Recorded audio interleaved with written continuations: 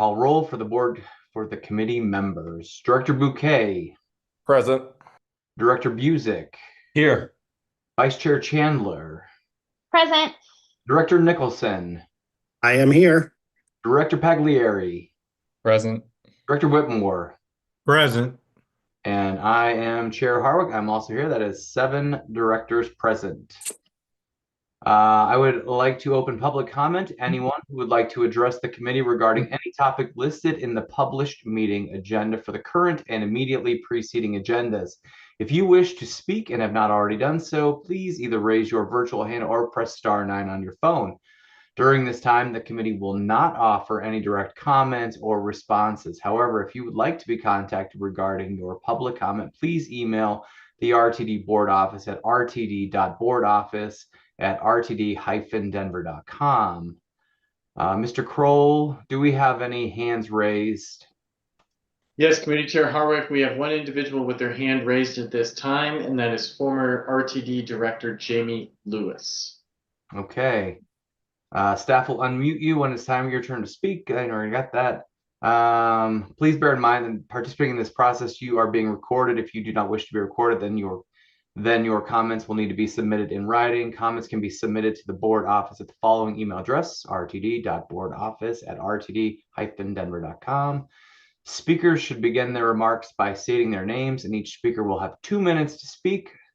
Former Director Lewis, please state your name and then you may proceed. Good evening, directors. My name is Jamie Lewis. I am the transit advisor for the Colorado Cross Disability Coalition. I have 3 items I wanted to share with you tonight. The first one is referencing the service contract for the Access on Demand program. We're very glad to see additional companies added that can provide wheelchair accessible vehicles. We're interested in what the provider per trip allowance will be for waves. RTD is currently paying over $100 per trip in maintaining its own fleet and drivers. So using contractors should be cheaper. I hope that rate is close to the industry standard. This is a great opportunity for RTD to save some dollars.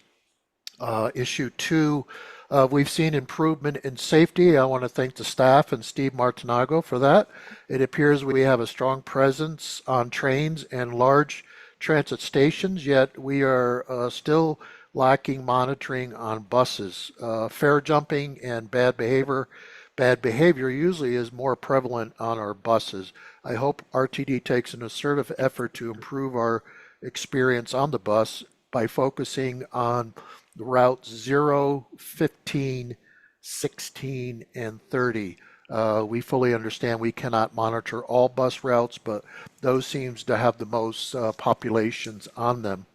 And thirdly, considering the paratransit experienced an introduction of a $4.50 fare and a reduction in AOD subsidy in January, we feel that the disability community has put skin in the game concerning RTD's budget. I am requesting that no cuts to paratransit be considered because of this fact. Thank you. Thank you, former Director Lewis.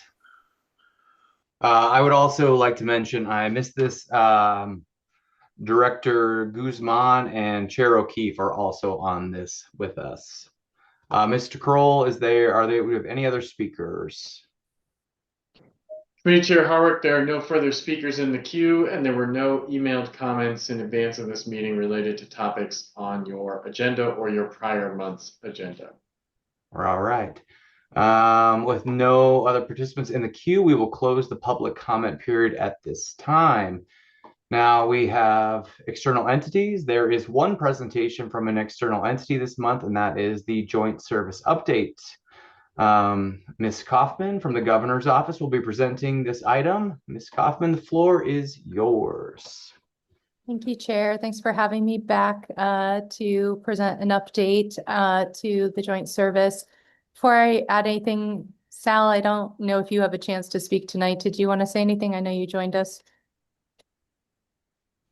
I don't have any planned remarks. Simply thank you for inviting me and for inviting the joint service team back. I think this is a really exciting evening, and I'm really looking forward to the rollout of some of this really exciting progress that's been made. And lots of kudos to Lisa and Brandon and the leadership team for negotiating a really great framework for the state of Colorado. Thanks for joining us, Sal. Thanks, Sal. That was probably one of the riskiest things I've done is turn the mic over to Sal with no planned remarks. That would have been okay. I wanted to just give an update on the financial framework since we last met and present it to you all. We've done some additional modeling on the cost and how much cost can CTIO absorb with their revenue stream. And so wanted to present that tonight as to what we are looking at from a financial framework and go through that and take any questions. And then I think General Manager Johnson had some updates after us, so we can go to the next slide. So when last we presented to you all, we were looking at a straw man that was just a split of 50-50 cost, which had RTD one-time costs projected at 177 million, or 162 million if we did it that 50-50. And so what we looked at was, in particular, shifting more cost for the Positive Train Control capital improvement project onto the CTIO side of the ledger to readjust the financial straw man to suggest that RTD costs could be $156 million of one time, with design inclusive of that number at 5.58 million, and still that three-way split of $10 to $12 million annually. And then that would bring CTIO's portion up to be more than 50% of the cost at 176 million one-time investments. Inclusive of that number would be their design share at 3.8 million, and then still looking at that three-way split for annual cost of between 10 and 12 million. And then CTE taking that last third out of the oil and gas extraction fees for 10 to 12 million dollars. And again, the kind of purpose of this was when we looked at what CTIO could take on, they could take on more. And PTC obviously makes a lot of sense to manage that project for the whole corridor as one project. And so shifting those numbers, and in doing so, it's been a guidepost, I think, for us throughout this process to not have this project be overly financially burdensome to RTD and all of the unfinished Fast Tracks projects. So that's been a guidepost for our team, and the having CTE only have 50% of the 20% rail set aside leaves that ongoing bucket of 10 to 12 million that legislation calls out, prioritizing Northwest Rail and the N line for that money. So that allows that to also remain accumulating in those accounts. Next slide.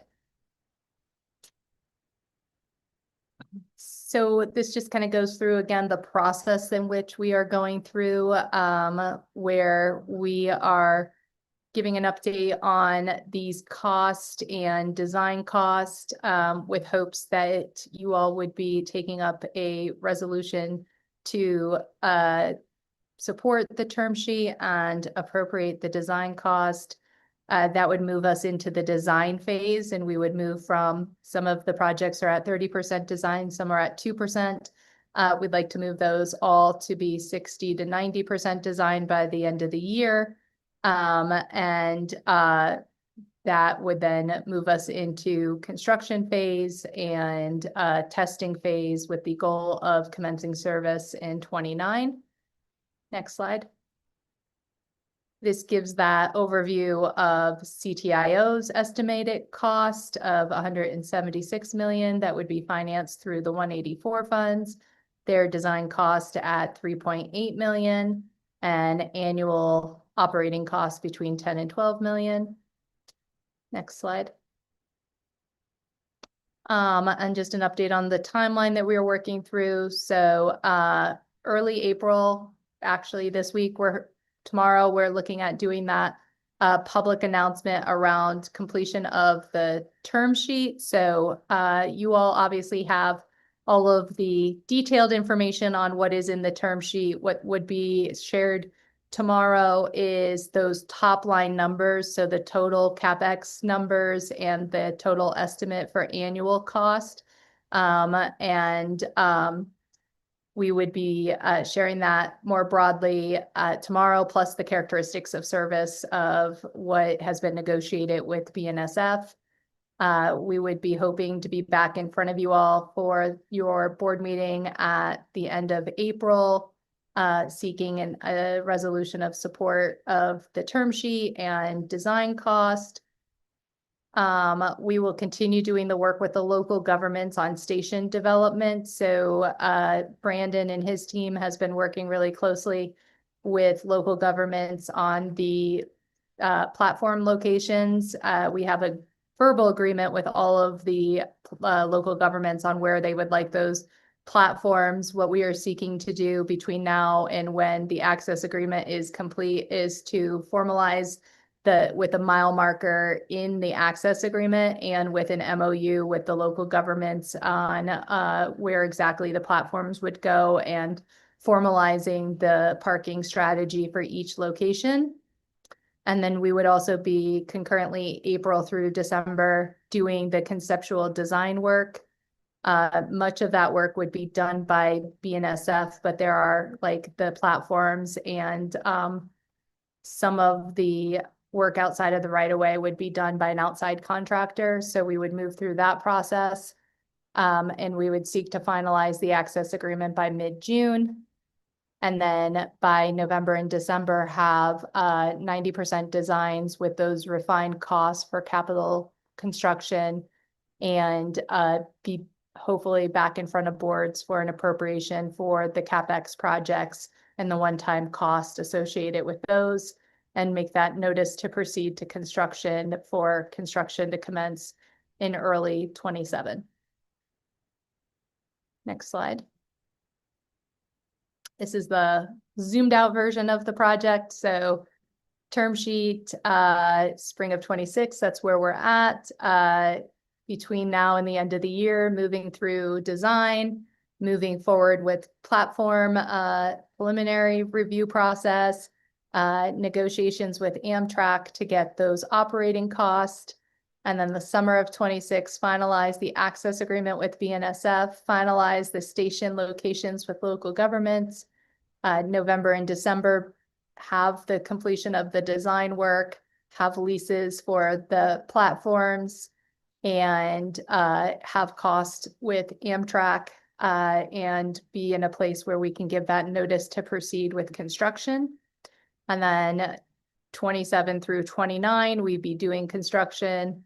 We'd do the securing of the rolling stock, Amtrak crews trained and hired and qualified for the route, which would then move us through the FRA new starts matrix, testing, locking in end run times and the on-time performance metrics based off of the testing times, with the goal of commencing service in 2029.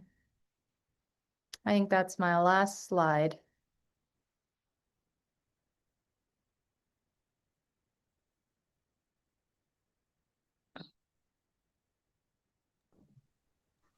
Okay. Do we have any questions from our committee members, or does anybody else want to speak from your team? Ms. Kaufman, Mr. Chair, if I may, please. what I would recommend, I think it'd be prudent for me to present the discussion item, and then I believe we could coordinate questions in a more efficient manner if you're amenable to that. Sure, great. All right, well, thank you very kindly, sir.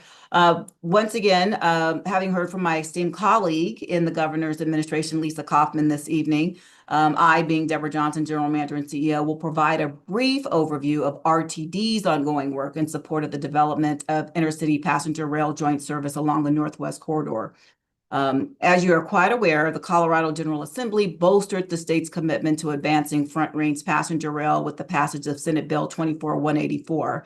And as a gentle reminder, the legislation formally directed RTD, CDOT, the Colorado Transportation Investment Office, the Clean Transit Enterprise, and the Front Range Passenger Rail District to align our respective authorities and develop an implementation plan for delivering, constructing, and jointly operating passenger rail service. To support this coordinated effort, the aforementioned agencies collectively executed an intergovernmental agreement in July of last summer, establishing the Joint Service Executive Oversight Committee, or the JCOC, which we refer to it as. This body provides the framework for multi-agency collaboration, decision-making, and project integration as we collectively plan for a unified rail service with the prospect of enhancing regional mobility. Now, RTD's involvement, as some of you may recall, in this work builds upon years of planning for the Northwest Corridor. Most notably, in 2024, RTD completed the Northwest Rail Peak Service Feasibility Study, which evaluated the concept of operating peak period commuter rail service between Longmont and Denver Union Station. That study assessed the concept of 3 morning southbound trips and 3 afternoon northbound trips and included conceptual engineering as well as cost estimation. And that was predicated upon 30% conceptual engineering. The design documentation from that study now serves as the foundation for the engineering and cost refinement taking place as part of joint service planning. And as you all may recall as well, that really was the catalyst for us to move forward in collaboration with our state partners. At the same time, RTD has also been engaged in the development of the joint service concept, which proposes a coordinated approach to delivering intercity passenger rail that also reinforces regional connectivity, as you've heard from Ms. Kaufman. This service would leverage shared infrastructure where possible and strengthen access to major activity centers along the unfinished Fast Tracks corridor, along the Northwest Corridor, that is, delivering benefits to communities and customers within RTD service area and beyond. So today's discussion centers on advancing the corridor's engineering to the 90% conceptual design level, as well as a project term sheet between CTIO and Burlington North Santa Fe, which is the Class 1 railroad whose infrastructure upon which this service that we have all been talking about would operate. Now, as you are aware, the project term sheet was negotiated between the state team, and you heard Mr. Pace give a shout out to Lisa. Mr. Pace, as well as myself, both served on the negotiating team with Ms. Kaufman serving as the chief negotiator. In conjunction with BNSF, which has enabled us as joint service partners to garner details of projects needed. So in advancing to 90% conceptual design positions all of the agencies as a collective for environmental clearance, permits, construction readiness, and ultimately informed decisions about funding and procurement. So that's why it was critically important when Ms. Kaufman was going through the presentation, level setting where we are collectively, because we wouldn't be able to get to the 90% conceptual design without having an understanding of the term sheet, which qualifies what projects are needed to give us a better understanding of what anticipated costs would be. So considering the design effort is a significant milestone, it includes detailed analysis, as you heard from Ms. Kaufman, of train control systems, track improvements, siding, stations, and operating assumptions, cost estimates, and third-party coordination requirements for joint service within the RTD boundaries. So the not to exceed cost of completing the 90% design package is $5.58 million, which we anticipate would be funded through the Fast Tracks internal savings account. So on Tuesday, April 21st, and if improved in that forum, the monthly board meeting scheduled for April 28th, staff anticipates presenting a related recommended action during the Finance and Planning Committee for the sum needed for conceptual design, as well as the board's support of the project term sheet. So that concludes my presentation, Mr. Chair. Thank you very much for your attention. And should the committee have questions, I'd yield the floor to you to coordinate the facilitation of that discussion. Thank you, sir. Thank you. Do we have any discussion on this matter from our directors?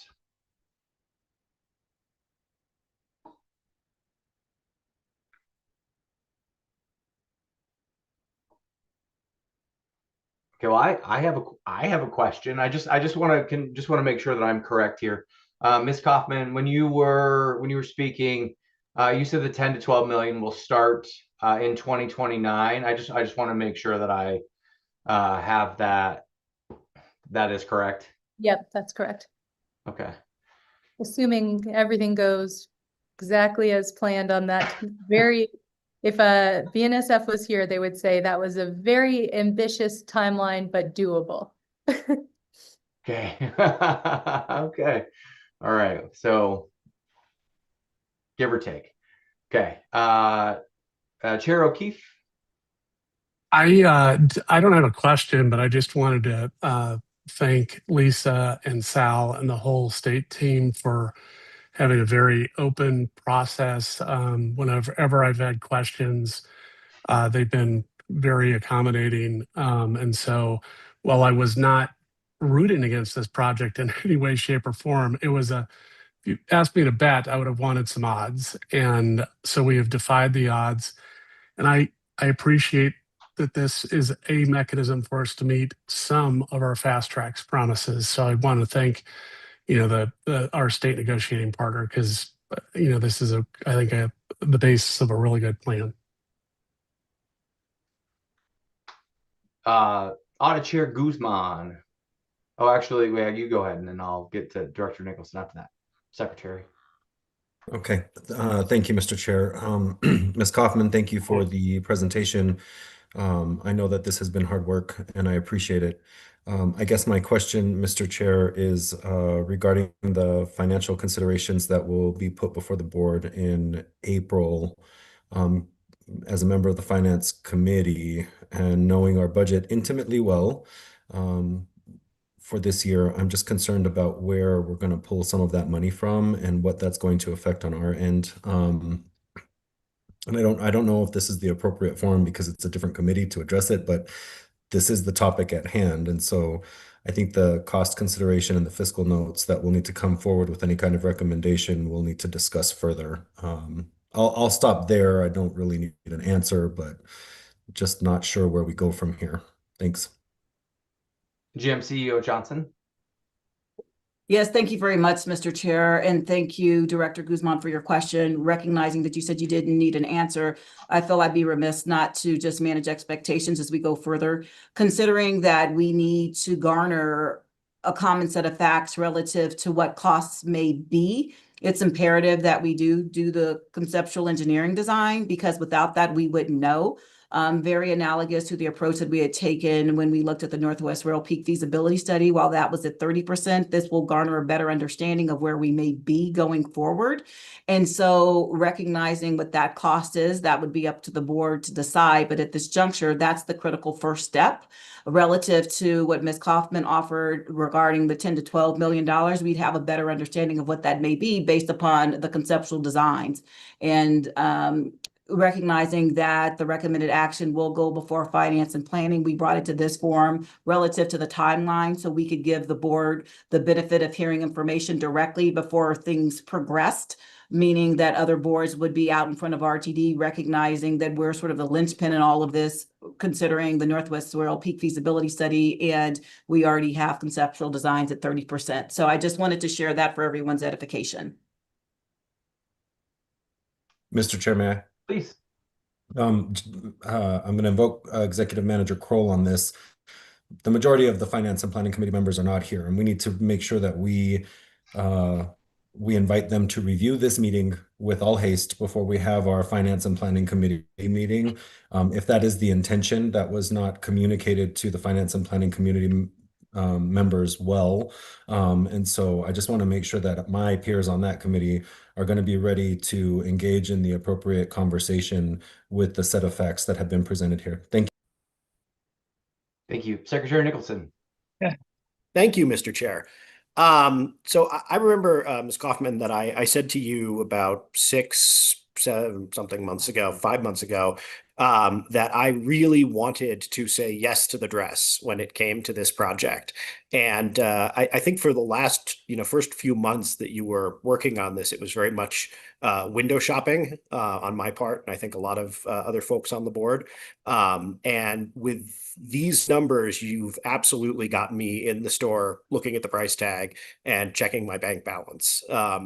I think that, this is some really phenomenal work that you and your staff have done to get us to this place, and to make this something, as Patrick O'Keefe said, or Chair O'Keefe said, that is within reach.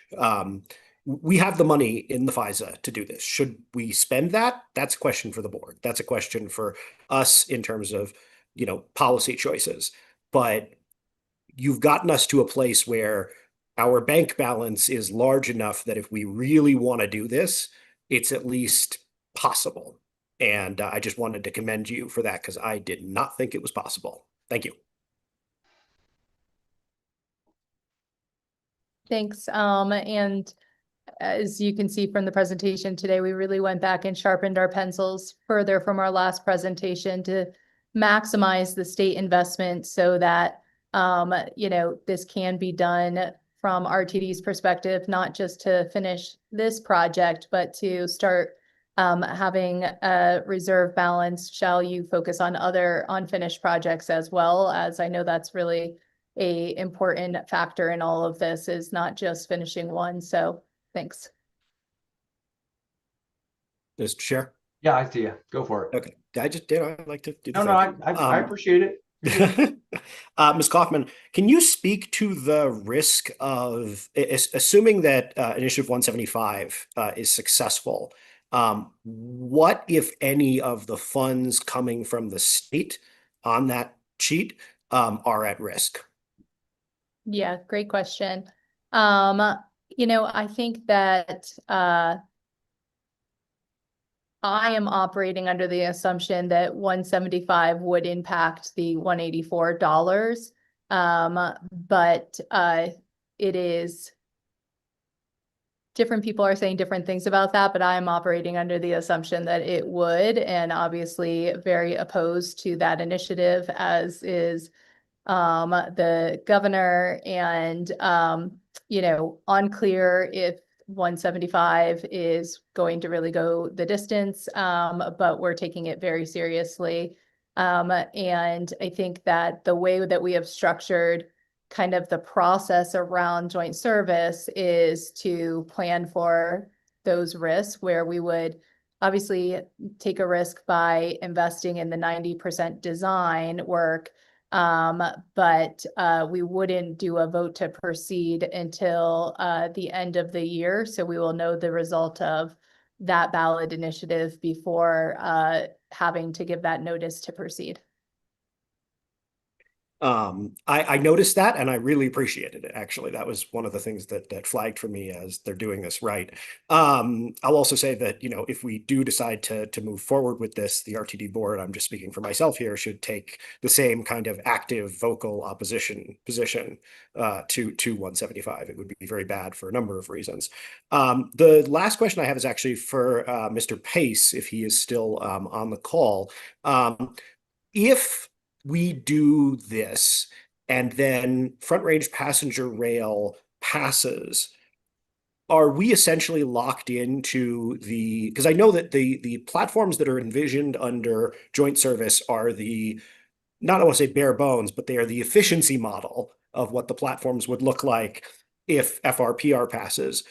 Is there any consideration being given to the possibility of different locations if the money from FRPR were to come through, or is it just that we would basically be upgrading the design of the locations that we had picked? And the reason I ask that is I know that some of the station locations were dictated by a lack of money, essentially, and some of the concerns about the cost of it. So I was hoping you could just give us a sense of the interplay there. I have something to add too. If you want to go first, Ms. Kaufman, then we can do Mr. Okay. Pace second. Yeah, just the other piece that I would reference on the slide deck is that you notice that we would enter into negotiations for the platform leases with BNSF in December as well. And that is a strategic timing as well. So part of that is just the amount of work that we need to do with locals to get to that mile marker in June. Then we need to get through preliminary approval processes with the PUC and make sure that we are clear from them. And then at that juncture, post-election, we would do the lease agreements with BNSF for their right-of-way for those platforms, which provides us some flexibility of knowing what happened in the election. That's really phenomenal. Thank you. And Director Nicholson, I apologize. My internet's going in and out, but I believe you were asking about funding for station areas and platforms, if I'm not mistaken. Yeah, I think my question was basically answered by Ms. Kaufman, which is it's going to be after the election that you're going to make those decisions. So if the money shows up, then you can make different decisions basically and reevaluate at that point. So. Okay, good. Any other directors? All right, looks like you all are off the hook for the rest of the evening. Thank you so much for joining us. Appreciate it. Now we'll move on to our recommend. Oh, do you have something to say, Ms. Kaufman? Yeah, just want to add, thanks for having me, and hopefully everyone received the invitation where General Manager Johnson and General Manager Pace and I are going to go over kind of that public presentation on the term sheet tomorrow at 10:30. So it's all information you all know, but would love to see you all there. Thank you so much. Appreciate it. Thank you. Thanks for having me. Okay, now we're going to move on to recommended action. The first is for the Allied Universal Security Services contract approval for the board to authorize the general manager and CEO, GM CEO, or her designee to execute a 3-year contract along with 3 one-year extension options with Allied Universal Security Services for system-wide security services for a total not to exceed $92,929,003, inclusive of 3 base years and 3 one-year option periods. Do we have a motion? Busick, so moved. We have a second. Second. All right, here, Busick and Vice Chair Chandler. I would like to ask Chief of Police and Emergency Management, Steve Martingano, to present this item. Chief Martingano, the floor is yours. Yeah, thank you, Chair. So I'll just give a little background on it.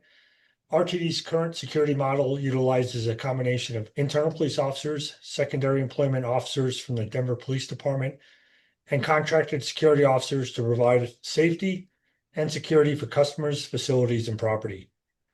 RTD's current contract for the security services is set to expire June 30th of 2026. The Board of Directors previously approved the general scope of work for the solicitation prior to advertisement for a replacement contract. RTD conducted a comprehensive procurement process to solicit vendor proposals for a 3-year contract with 3 one-year renewal options to provide contracted system-wide security services. Of the 9 responsive proposals received, reviewed, and scored by the evaluation committee, Allied Universal Services submitted the highest rated proposal based on RTD's weighted evaluations criteria for this solicitation, which included qualifications, organizational programs, recruitment and retention, officer compensation plan, and pricing, representing the best value for RTD. The new contract term would begin July 1st, 2026, immediately following the expiration of the current contract. The base term would extend through June 30th of 2029, with RTD retaining the options to exercise up to 3 one-year extensions. Services included under this contract encompass, but are not limited to, security critical infrastructure, including bus and rail stations, fare enforcement, patrol services, enhanced security presence during high volume events, video monitoring, federal crew required commuter rail second crew member duties, and educating individuals on the customer code of conduct. Discussion for today's staff is recommending that the board authorize the GM CEO to execute the proposed contract with Allied Universal Services to maintain the continuity of the system-wide security services. The contract terms will be providing staffing levels up to 7,300 hours per week for the length of the contract. In adopting this recommended action, the agency seeks to meet the strategic plan priorities of community value, which will be realized through continued deployment of contracted security personnel, yielding a greater sense of employee, customer, and overall community security in RTD served areas, and customer excellence, which would be achieved through the continued viability of RTD Police Department to deploy unarmed security guards on commuter rail services, thereby improving system reliability, decreasing delays, and meeting the requirements mandated by federal guidelines for commuter rail services so that our RTD can continue services for the commuter rail functions. The financial impact, as mentioned earlier, is $92,929,003, $44,750,170 for the first 3-year terms, with the options of $48,178,833 in total for the 3 optional 1-year extensions.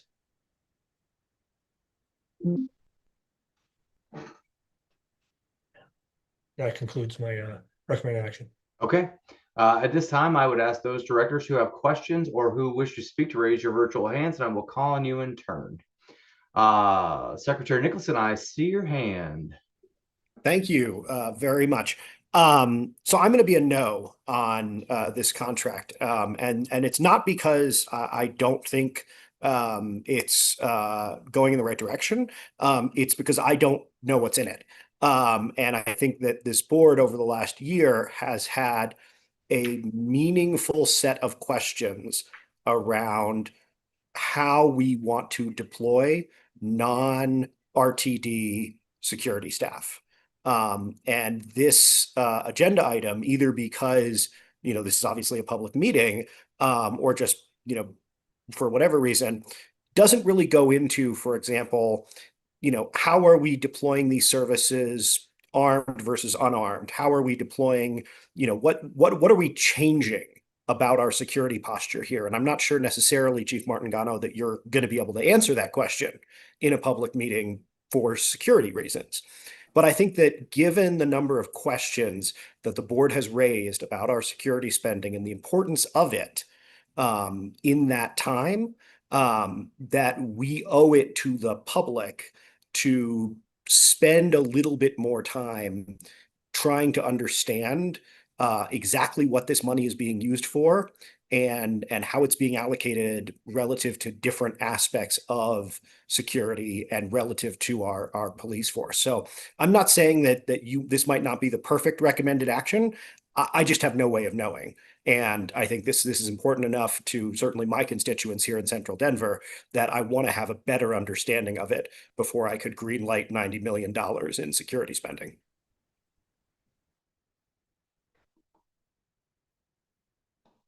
Any other director, Vice Chair Chandler?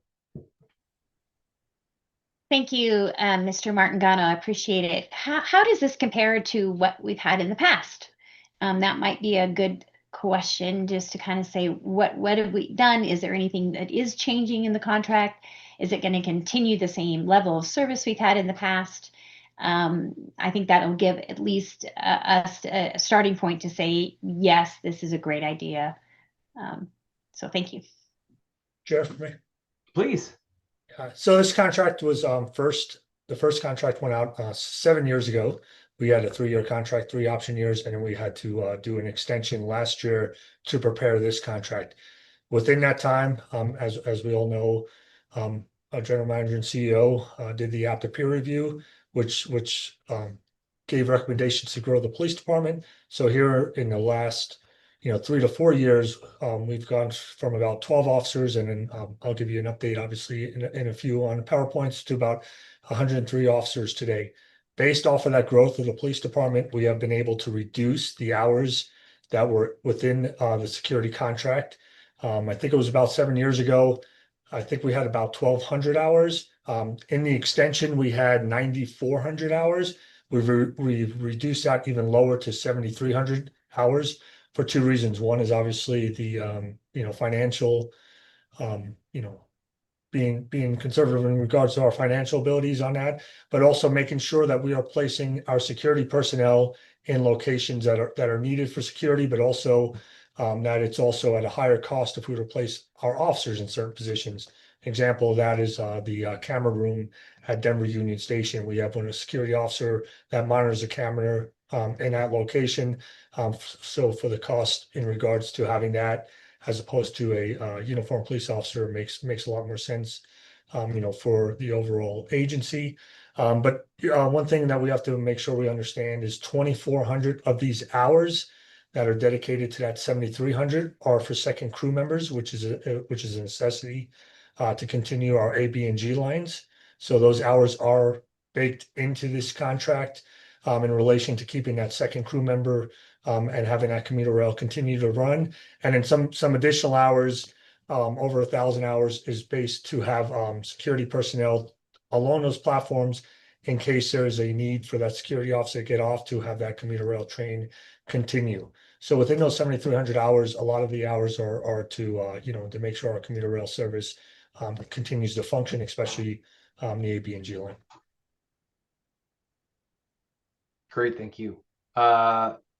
Director Whitmore, I saw your hand go up for a second, and then I think it was Well, my question was very close to Director Chandler. I was just kind of looking at and perhaps it's in the packet and I missed it, but just dollars and cents comparable since the growth of our police department has happened. Is there a number that we can hang our hat on, Chief or GM CEO, in that regard? I apologize.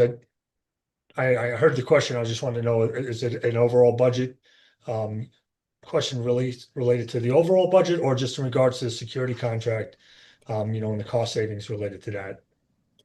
Mr. Chair, if I could go ahead. Please. Oh yeah, go for it. Yeah, just your best recollection of comparing apples to apples. I appreciate the hours, and obviously I'm guessing the hours have gone down on the security contract because of a more robust police force, which we're all very pleased with. But yeah, I was kind of looking for, a dollar number or whatever the case may be, knowing that there's inflationary costs for the people power behind the security.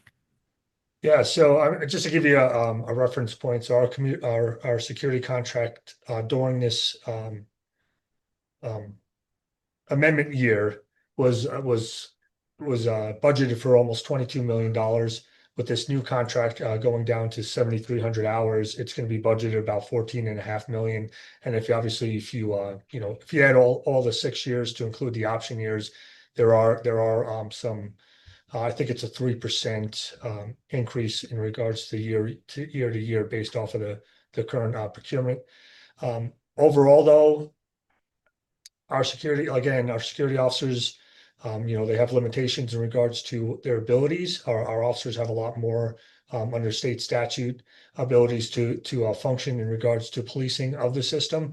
And again, I think this is a good basis point. What we did really on this contract was to look at needs. For example, our Treasury Division, our Blake Street office, certain locations that still require some type of visibility of a security presence. But the cost in relation to putting a police officer as opposed to the cost of a security officer, it was definitely something that was looked at. So overall, like I said, I think the reduction of hours and the amount of police officers we have, and like I said, as I show you the PowerPoint, the continuing of criminal incidents going down based off of that, policing plan, I think is really the best for our agency. Okay. Secretary Nicholson. Yeah, so I guess I should just sort of ask you the question that I sort of implied, which is, what learnings from the last couple of years and the improvements that have taken place under your leadership in reductions in incidents, drugs, et cetera, have you applied in security spending in this new contract? What, it's Passover, so I'm going to say, what makes this contract different from, the former, what we've done before? And as much as you can talk about it, recognizing that some of this stuff is security practices, how are we changing what we're doing? Not just cutting and that kind of thing, but in terms of the way that we're going about it, how are we changing that in this contract? Share for me. Please. Yeah. So there's a couple of things in relation to that. One is the new contract going out again.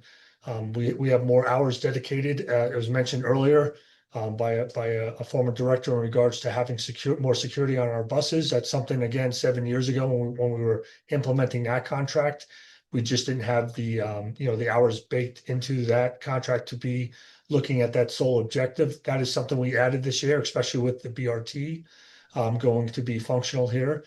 So we added hours dedicated solely to the BRT, as well as having more visibility on our buses.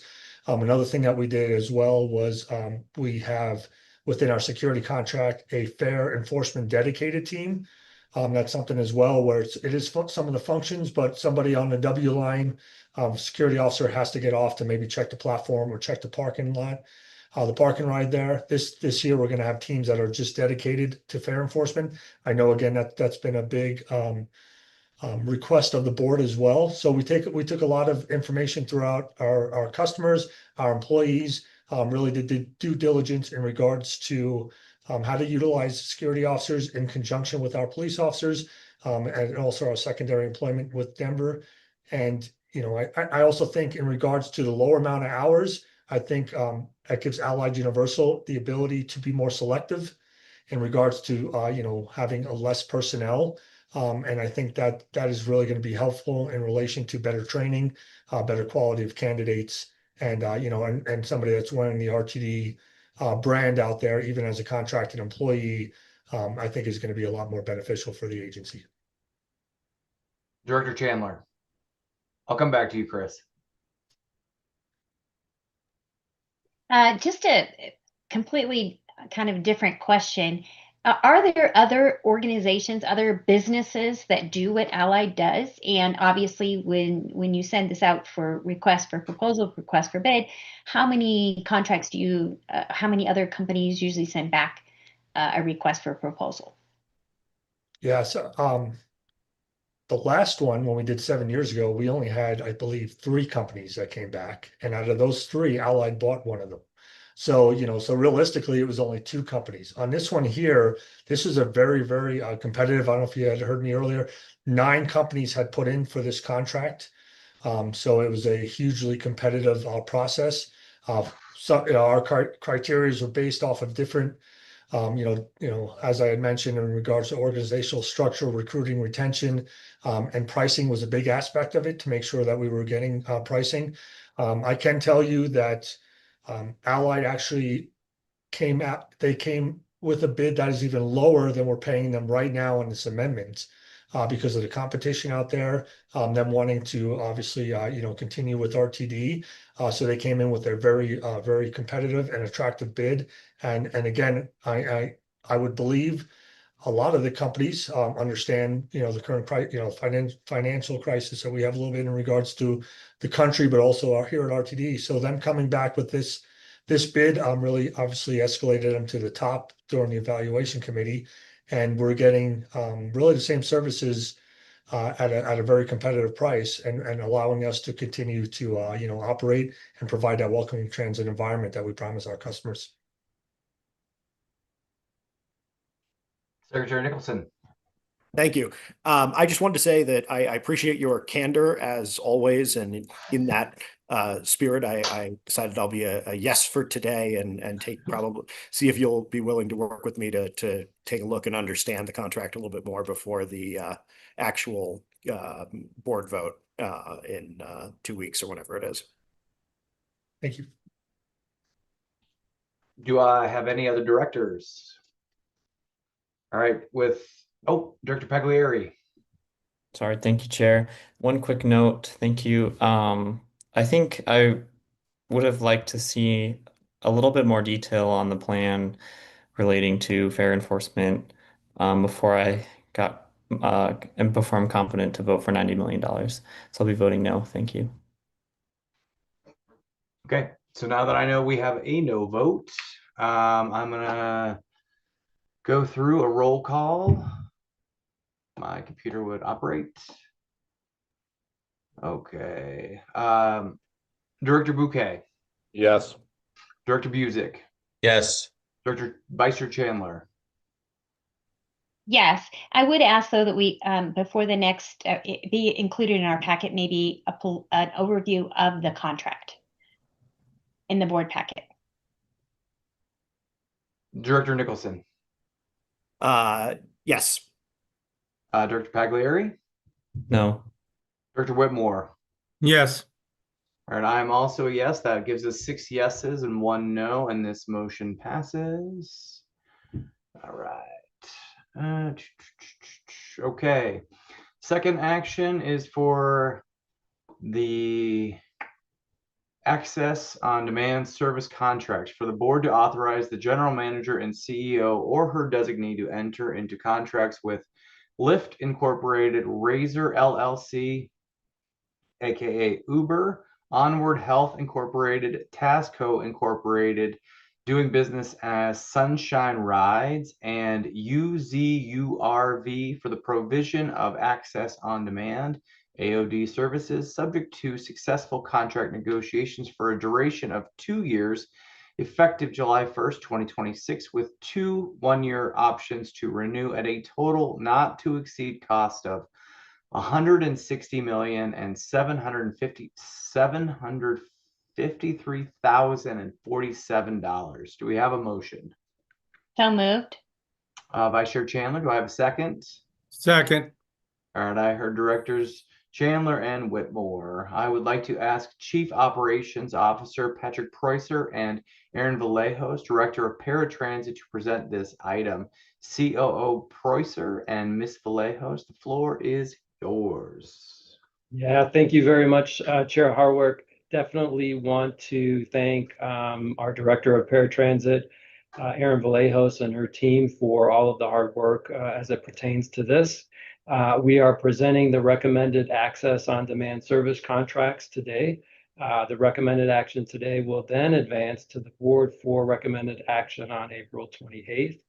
The AOD program it really became a full program in 2023 and is available to all Access-a-Ride customers.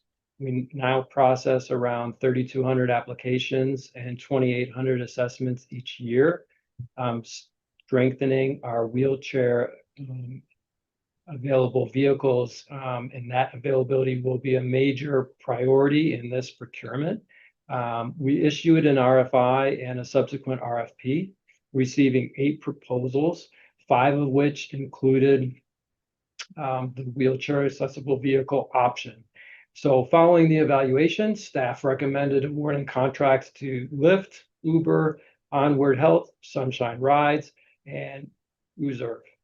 The program changes approved by the board last year, including the revised base fare, the $20 subsidy cap, the $60 trip monthly limit, and the expanded service area are all built into these new contracts. The term is 2 years with 2 one-year options, with a not to exceed total of $160.75 million. Funding for the fiscal year 26 budget is already included, with future years incorporated into the financial plan.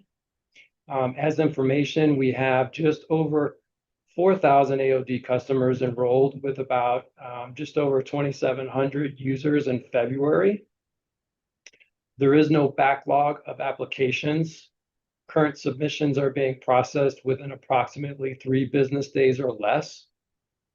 We are underrunning our current monthly budget by about $1.6 million a month, and that will indeed inform the 2027 budget requests. Trips per month are down compared to the same months last year by approximately 85 to 15,000 trips, depending on which month we're looking at. So we're requesting recommended action to authorize execution of these contracts. At this time, I would like, do you have, is Ms. Vallejo speaking? Are you good, Mr. Preußer? No, we're ready for questions, Chair. Okay, great. Just want to make sure.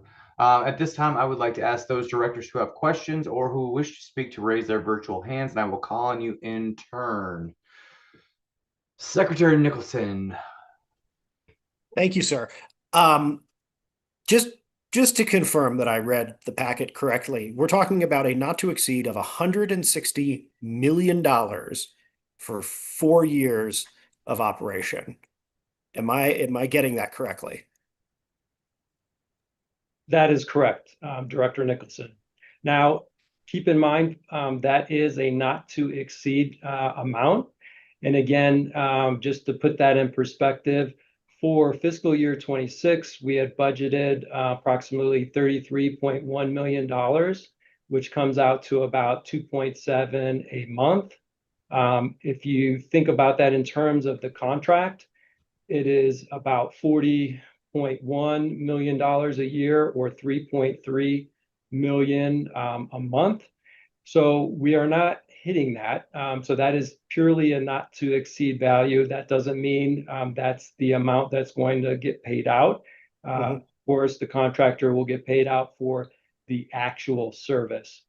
I would also just ask to keep in mind that the changes that went into effect started in January.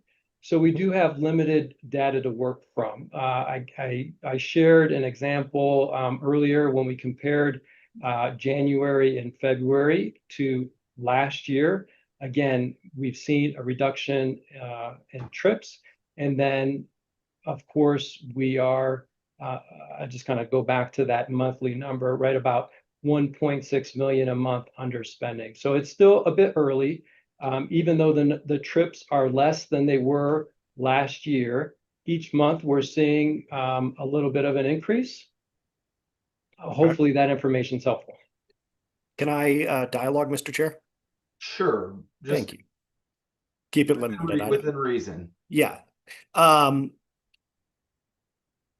First question, what is the actual expected cost of the contract over those 4 years? I assume we have a number that is not the not to exceed, but it's what we actually think we're going to end up spending. What is that?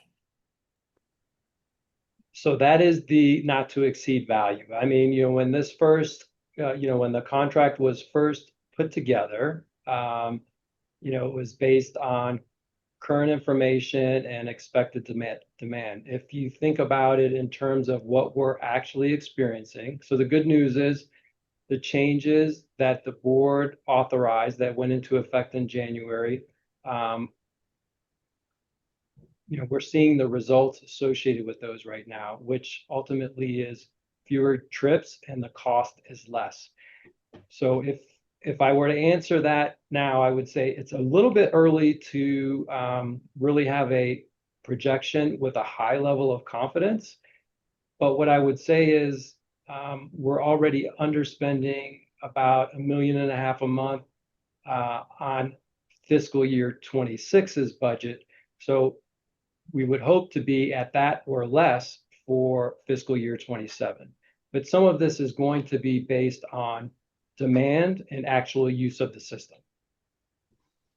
I appreciate that. And I just want to be, first off, want to be clear that my shock is not a reflection on staff doing something wrong. This is not oh my God, you guys did, something that I just think that it is, even for someone who is pretty well versed in this stuff, seeing the number in this form and the scale of it is enough to make me go, wait a second, because there's 2 pages on this in the packet.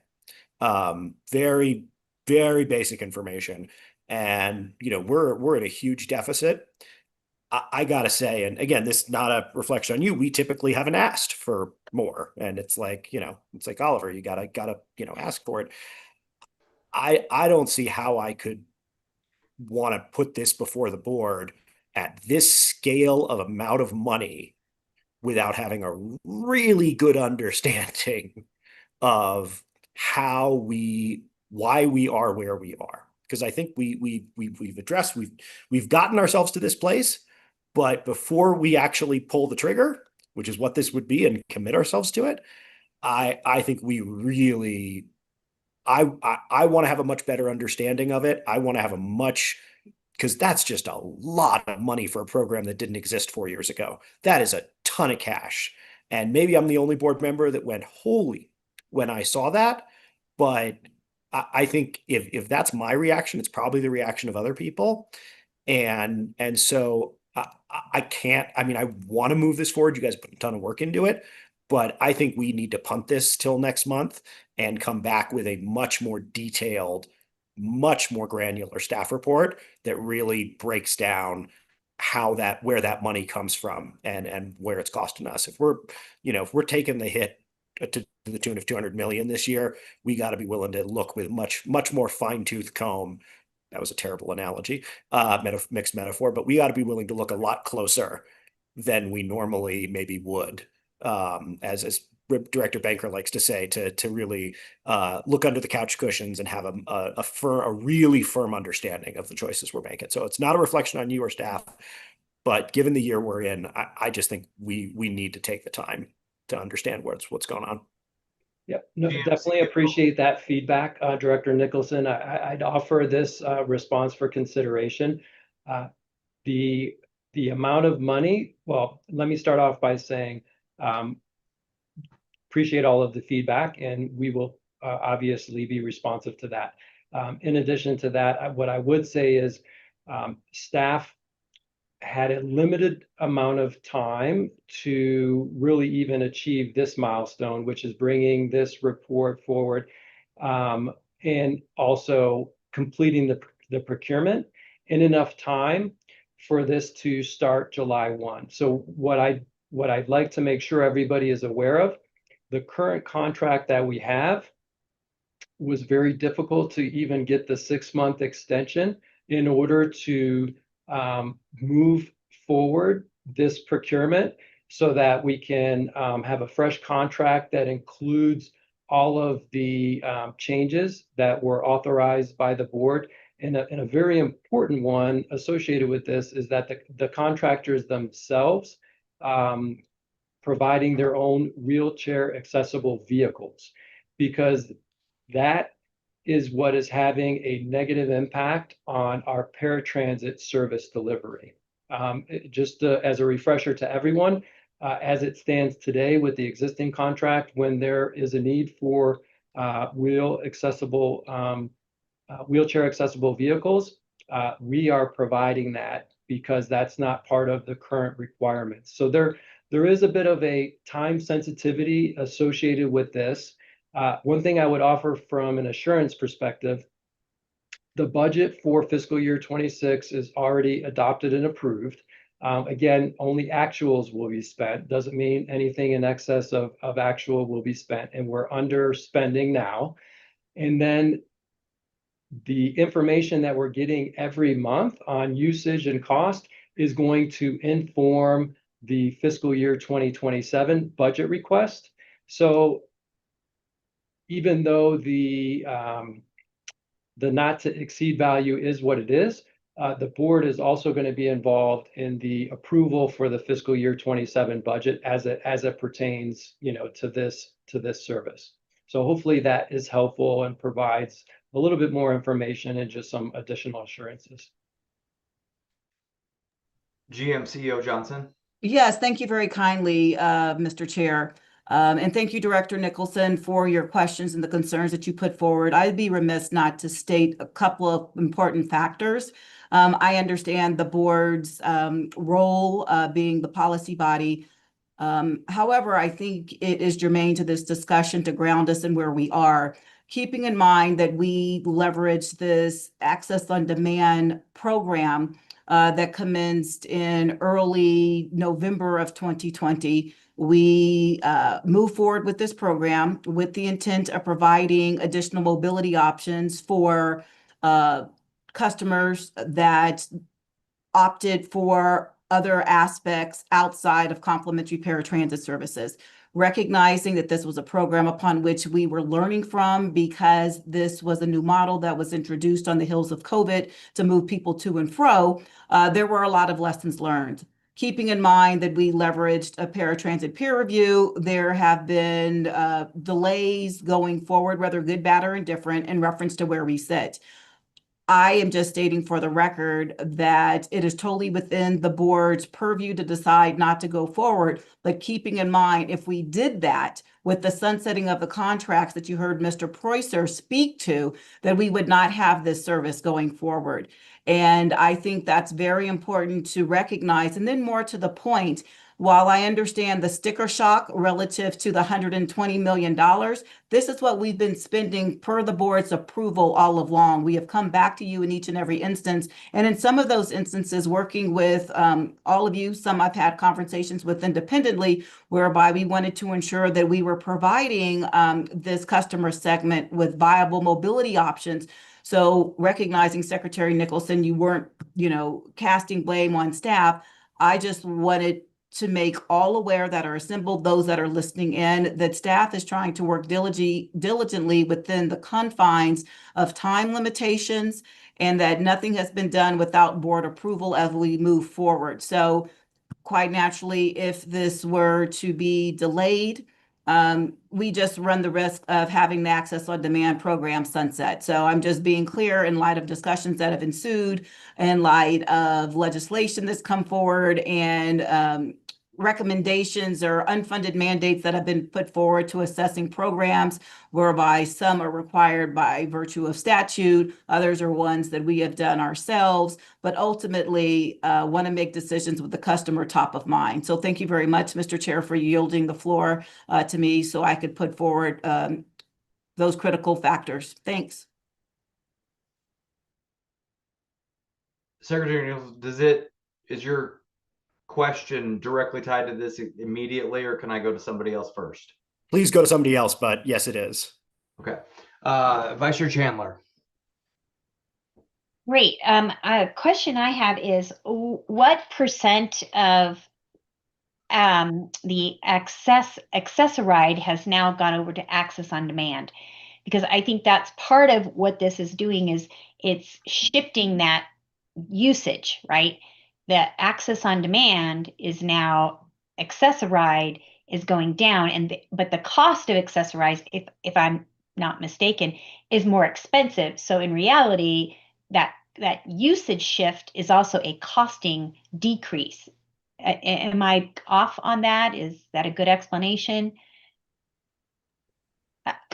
And is there and can we actually see that shifting of people moving from Access-a-Ride to Access on Demand, and show maybe a shifting of that cost to this usage?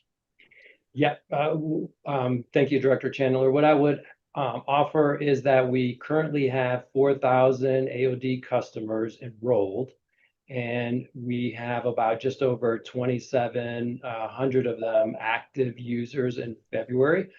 You're absolutely right in the sense that because of the cap that was initiated, we're seeing customers who are taking longer trips use paratransit services for those larger trips. If I were to give you some examples of what the trip counts are looking like, and again, we have limited information because this just went into effect in January, right? So if I look at January, the number of trips that we had this year, it was just under 43,000. January in 2025, we had about 62,500 trips. So that's what the difference is. If we look at February this year was just over 48,000 trips. And last year it was 63,400 trips.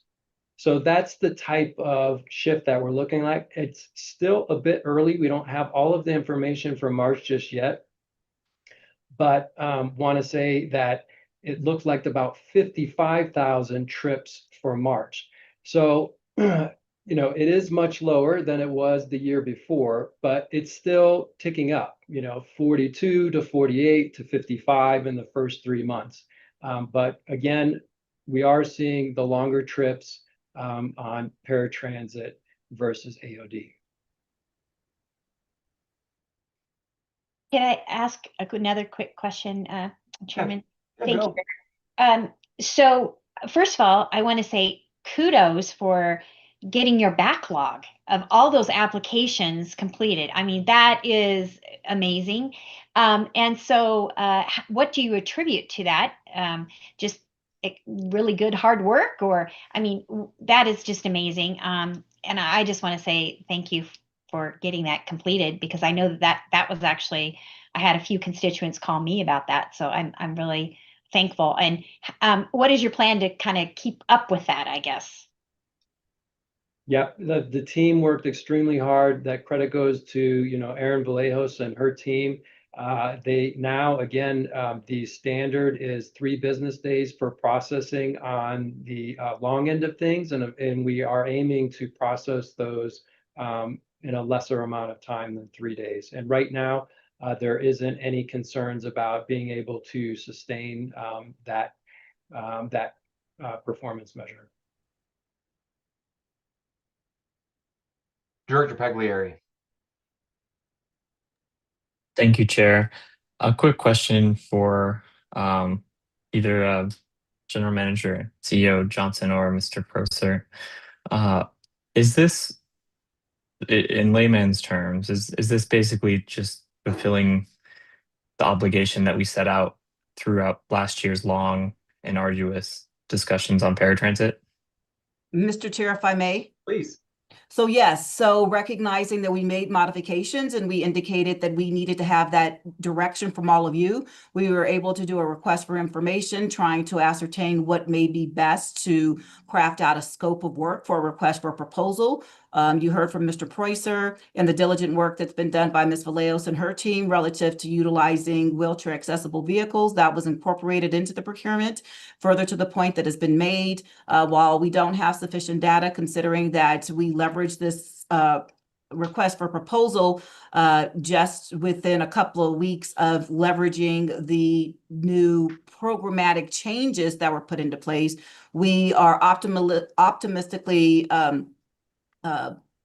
I don't want to say hopeful, but we're optimistic in that the cost will be reduced by virtue of not utilizing access on demand vehicles, of which we own and deploy, but we could have a better model just by virtue of the timing. As I indicated in my previous remarks, we're sort of at a crossroads, because while we would like to provide more information, we just can't, recognizing that we're at April 8th and contract sunset on June 30th.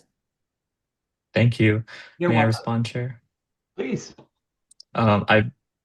Given that fact, I think we've done enough due diligence from last year's discussions, and I will be in support of this. Thank you. Great. Secretary Nicholson, you're back around. Thank you very much. If we were to approve this at the May meeting, would that disrupt anything about the implementation of the contract? What effect would it have if I made a motion right now to lay this over for a month, so that staff could put together the kind of staff report that I think many of us would like to see when it comes to understanding what's going on here? GMCO Johnson. Yeah, so looking at my calendar, keeping in mind if we laid this over until May, our board meeting will, I believe it's May 26th, due to the fact that Monday is the 25th as a holiday, then we will be at June 1st, considering contract sunset at the end of June 30th. We already are running up against a tight time clock. And so we have to coordinate and collaborate, contingent upon what the board does, negotiate contracts with the service providers. And right now we are pushing up against where we are. And I'm just being very forthright. That's not to deter you from your decision. Your decision is your decision, but I want us to be clear that we'll have to mitigate that in some form or fashion because we run the risk of not having an access on demand program. Staff, Mr. Preuster, Ms. Vallejos, would you like to augment anything that I've stated if I've spoken and it's not accurate? No, I would concur. Remember, just based on when the programmatic changes were authorized, that really was one of the primary inputs into the procurement and the scope of work that went out to the industry.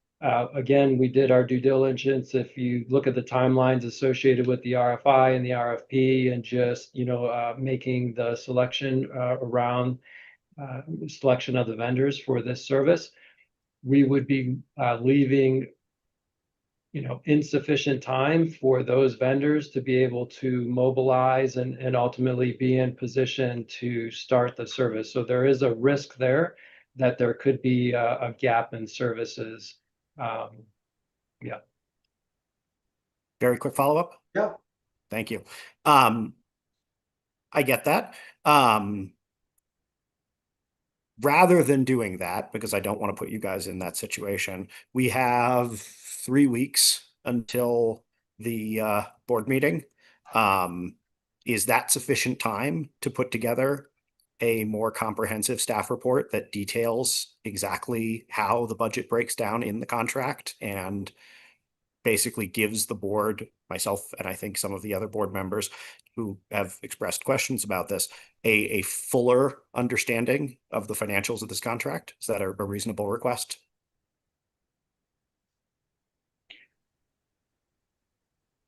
Ms. Vallejo. Yeah, Karen, do you want to go ahead and take this one? Yeah, so excuse me, my apologies. I've still been a little under the weather, so get something caught in my throat. What I want to reiterate about this contract is this is a little bit different than some of our standard service contracts where we kind of have an idea of the set service hours, like for our fixed route private contracts that we anticipate the service contractor is going to provide. And the reason that I say that is it's important to remember that for these contracts, we only pay for the trip subsidies. And so again, given that we kind of have a little bit of lack of information about really truly what the year is going to look like for usage, because the programmatic changes have only been in place for 2 months, some of that forecasting is a little bit challenging. But again, we will only be paying for the subsidies of customers that actually take trips. And so I just want to make sure that that is very clear, because that is going to be a different number than the not to exceed. And again, that's why it's important to remember that we will be approving a budget each year based on what we're seeing for usage. I would just say that, it strikes me that the more uncertainty that there is around the spending in a contract, the bigger a reason that there is for the board to have an understanding of what that uncertainty is and what that looks like. One of the reasons why I'm more comfortable with the Allied contract is it seems like it's largely a continuation of what we've been doing. So I'm not as like, wow, this is surprising. It might be a lot of money, but it's not like, oh my God. I absolutely think that we deserve a much more detailed look at this contract than we've gotten here. And I certainly would not be comfortable approving it, even given that it is flowing directly from guidance policy that the board set, even considering that you guys are operating like, I'm not suggesting anything is going wrong here, but given the budget that we have and the massive amount of uncertainty and the size of the spending, I just don't know how I can look voters in the eye and say, yeah, I got 2 pages on this and I greenlit $160 million. I just can't do it. So I would really strongly request that when we hear this item at the end of the month, that there is a much more fulsome presentation on exactly what how this breaks down. That's my ask. Director Whitmore. We spent hours and hours, gathered lots of input, even had criticism today at the Capitol while I'm still wearing this goofy tie about AOD. And I think it's time to move it along. If we can get more information to satisfy others, fine. but like my colleague Pagliari, Director Pagliari, let's move it along. I urge an aye vote. I do have one quick question, CEO Preußer. And I think it was Vice Chair Chandler that may have asked the kind of the first section. I have second section. So when do you anticipate that we will, so as we're seeing trips transfer between Access-a-Ride and AOD back to Access-a-Ride, like when do you anticipate that we will see a more steady picture from the data? Like what do you think that when do you anticipate us kind of getting a better picture of the new state of paratransit for RTD? Yeah, I think, with each month that it's in service, Chair Harwick, we will, the level of confidence around what the demand is will get higher and higher. I'd like to say, maybe I can use this as an example. If I were to just say December of 2026, that would be a little bit arbitrary on my part because I don't really know what the demand is, what the volatility of demand is going to be between now and December. But there should become a point in time where we see the number of trips stabilize. And there might be some seasonality associated with that, but ultimately we will see the demand and it will stabilize just based on the number of customers we have and the number of active users of the system, and that will naturally reveal itself. But I think we would all like to have more information, but at this point, we have, really 2 months to look at, and we have to give customers the opportunity to, use the system and be able to monitor that. So hopefully that's helpful. I can't provide you with an exact date on, when we expect it to stabilize. That's fair. I just figured I'd see if we had a rough idea. Director Pagliari. Thank you, Chair. I do agree with a lot of what Dr. Nicholson is saying. And while Director Whitmore looks so good in his tie, I have to agree with him. I would like to move this forward tonight, but is it possible to perhaps get more information or get a more detailed report just before it makes it to the full board? Yeah, I think you have staff's commitment. We'll put all of the detail that we possibly can in the report that goes forward to the board, essentially for action on the 28th. Just know that we're going to do the best we can to provide all of the details that are available. And thank you. Sir, I have one last question. If I'm not mistaken, and I very well could be because it's been a minute, I feel like our Access-a-Ride contracts are up for their 1-year renewals coming up in July. So I feel like that also, again, we at that point we will have only had 6 months of data. But I'm just curious, like how all of this is impacting that upcoming contract renewal. Yeah, one thing that I would offer, Chair Harwick, we are very much looking forward to an improvement in paratransit service delivery once this contract goes into place. And the reason I'm stating that is because we will no longer have to use RTD wheelchair accessible vehicles to support AOD trips that require a WAVE vehicle. That is causing stress on the paratransit service delivery, and we recognize that. And this is something that is going to very much help with that. So we're expecting to see improvements on the paratransit side. We're not expecting to see anything that would be to the contrary for paratransit services. Okay, Chris, last bite of the apple. I just wanted to say that, one of my real philosophies on this kind of thing when it comes to, big contracts and a lot of the stuff that you guys spend months and months putting together is that, I trust our staff incredibly, and I think we have some phenomenal people, driving the train on this one. And again, to mix metaphors, but that, from the board perspective, that does not mean that we should be asleep at the switch. And so I really appreciate you putting up with my requests and requests from other board members as well, just to understand and be aware of what's going. I really promise I'm not trying to be a backseat driver. Thank you. Okay. Yeah, I think we appreciate all of the feedback and comments, and we'll do our absolute best to be responsive and address those. Okay, since I know there's a no vote, I'm going to do a roll call vote again. I've got you're switched. You're back. Okay. All right. Do I have any no votes? All right. No votes. I've got 7 yes votes, and this motion passes. Let me find my place again. Pardon me for just a second. All right. Now we're going to move on to discussion items. We have 3 important discussion items for today's agenda. The first will be the safety performance review. I would like to ask Sky Mott from our Safety Management Systems program team to present this item to the committee. Mr. Mott, the floor is yours. All right, thank you, Chair. Good evening, directors. Give me 1 second to get my screen up for you.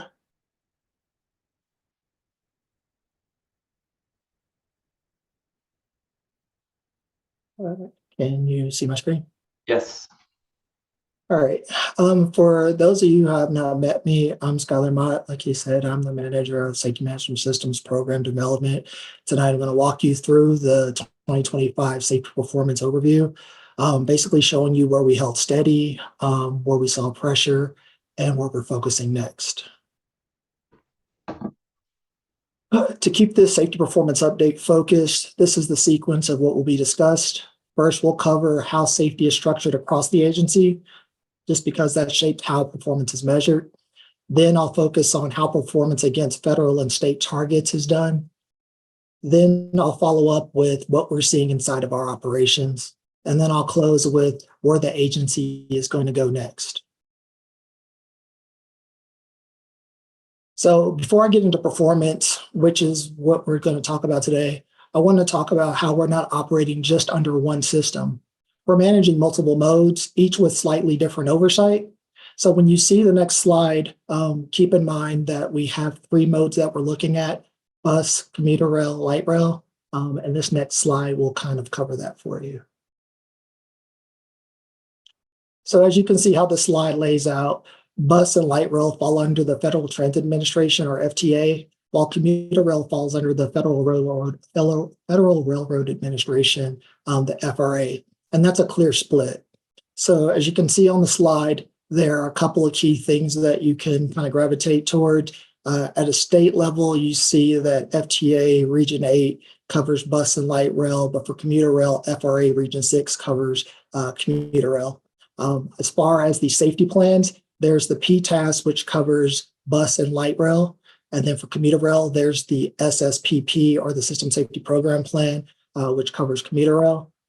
And then there are those other types of reviews that are done as far as oversight measures: triannual review by FTA for bus. We also have, in addition to this little triannual review, we have the SSOA audit that's performed on the agency. And then we also have corrective action plans that are associated with findings and other items that have been identified on the light rail system. And for the commuter rail side of the house, we have FRA inspections and audits. So with that context, I'm going to move over to those federal performance targets and measures. So I want to kind of ground in what that means. When I talk about fatalities and injuries, I'm talking about confirmed outcomes connected to our service and real events that have been confirmed on our system. When I talk about safety events, I'm talking about major incidents, those things being derailments, collisions, and or fires. That's not all inclusive, but just to give you a high level overview of what those are. When I speak about rates, I'm talking about measuring those events against how much service we run. So like revenue service miles against how many of those events that we looked at. So I'm not just going to talk about raw counts, but also kind of looking at a reflection of the exposure across the system. And all those measures are defined at a federal level and reported consistently across the industry via a number of means, NTD being one of those main points. So when you see the results that were in the discussion item packet, you're looking at a standardized view of performance. So with that in mind, I'll go to the next slide. So starting with the FTA, specifically again focused on bus and light rail, the overall performance was a little mixed. We did meet targets across several modes, specifically as it relates to fatalities. I know that sounds weird to say it that way, but we did not exceed the target in which we did using the 3-year rolling average based on what we've actually seen on the system. And that matters most because it's letting us know from looking at those numbers that we've collected, we've been taking actions to make sure that we make improvements so that we don't see an uptick in undesirable activities. As it relates to injuries, generally across the board, they remained on track with one area that was a little bit above target. As it related to safety events, this is where we saw a little bit more occurring. So both bus and light rail specific as what RTD operates, we exceeded those targets. And that could be for a number of reasons.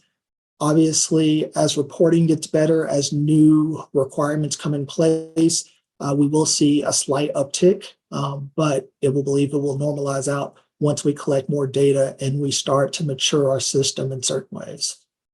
As it relates to reliability, we did not meet our targets. That could be for a number of reasons. Reliability is based on mean time between major mechanical failures. So there are a number of things that, internally that are being looked at to see what we can do to improve that. As you know, we have aging infrastructure, aging assets, and I know there are multiple initiatives to renew those. So taking a step back, with all of what I just kind of covered for FTA, severe outcomes we were able to manage and control based on a lot of the controls that already exist within the agency and enhancement to those along the way. But even though we didn't meet our targets, that's not saying that the system is performing poorly. It's just giving us like a point to where, or a monument where we can focus on in order to have improvement, which as a part of the SMS under safety assurance, continuous improvement is one of those things that we strive for. And so that's kind of an overview of what's going on the FTA side of the house.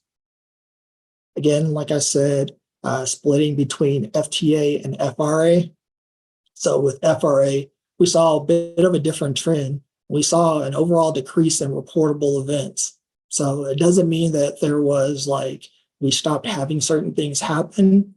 It does mean that out of those things that do happen in our system that meet the threshold of reportability to the FRA, we did see a decrease in those, which that could be around crossings, equipment incidents, and injuries. So that is something that's important to note. So that means as we looked at data year over year, we had a focus on certain areas, and by taking focus on those areas, it allowed us to have an impact in those areas where risk, probability, and severity, which means risk, where we were able to decrease that. So how often something would happen and how bad it would be if it was to occur. So where our controls have improved and remained consistent, we've seen performance improvements. So that's kind of a way that we've seen performance improve and stabilize on the FRA side of the house.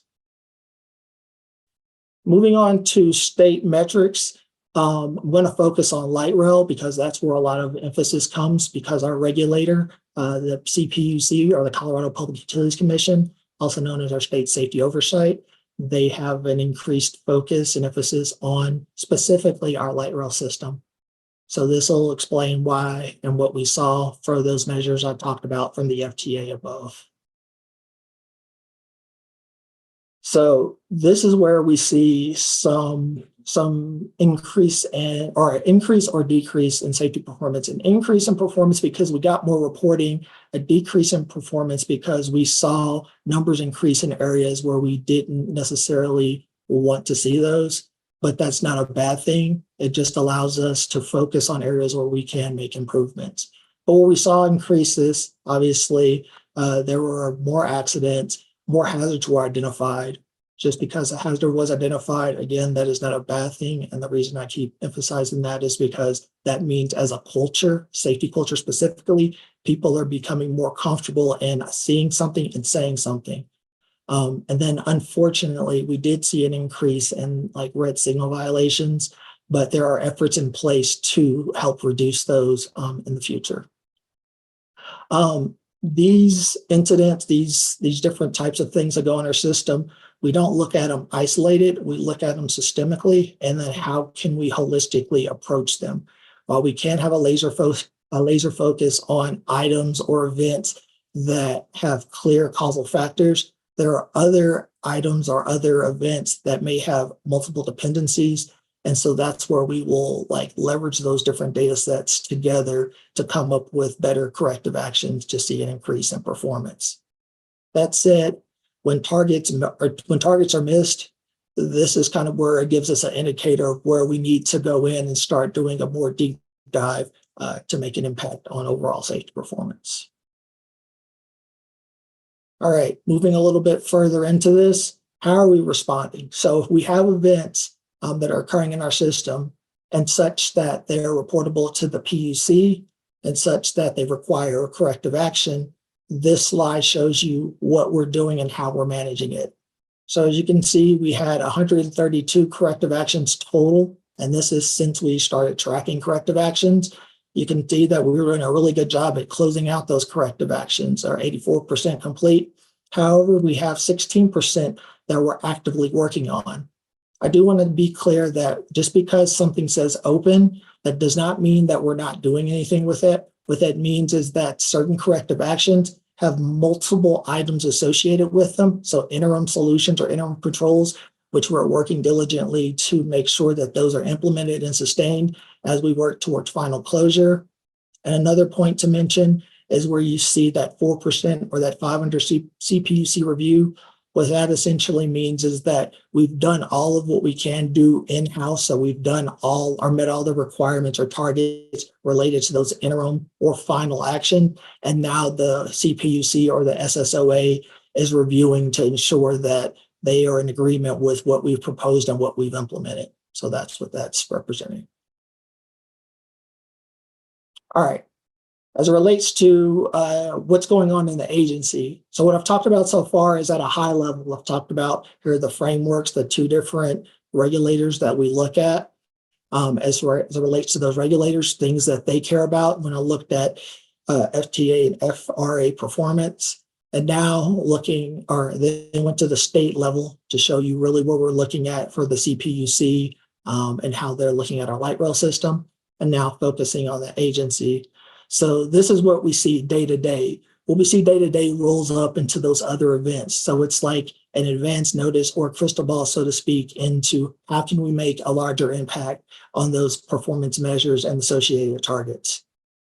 So essentially by saying that, it's where our employees are the front line or individual contributors feeling, pressures as it relates to safety performance, and where risk actually has the most exposure and where people can make the most change.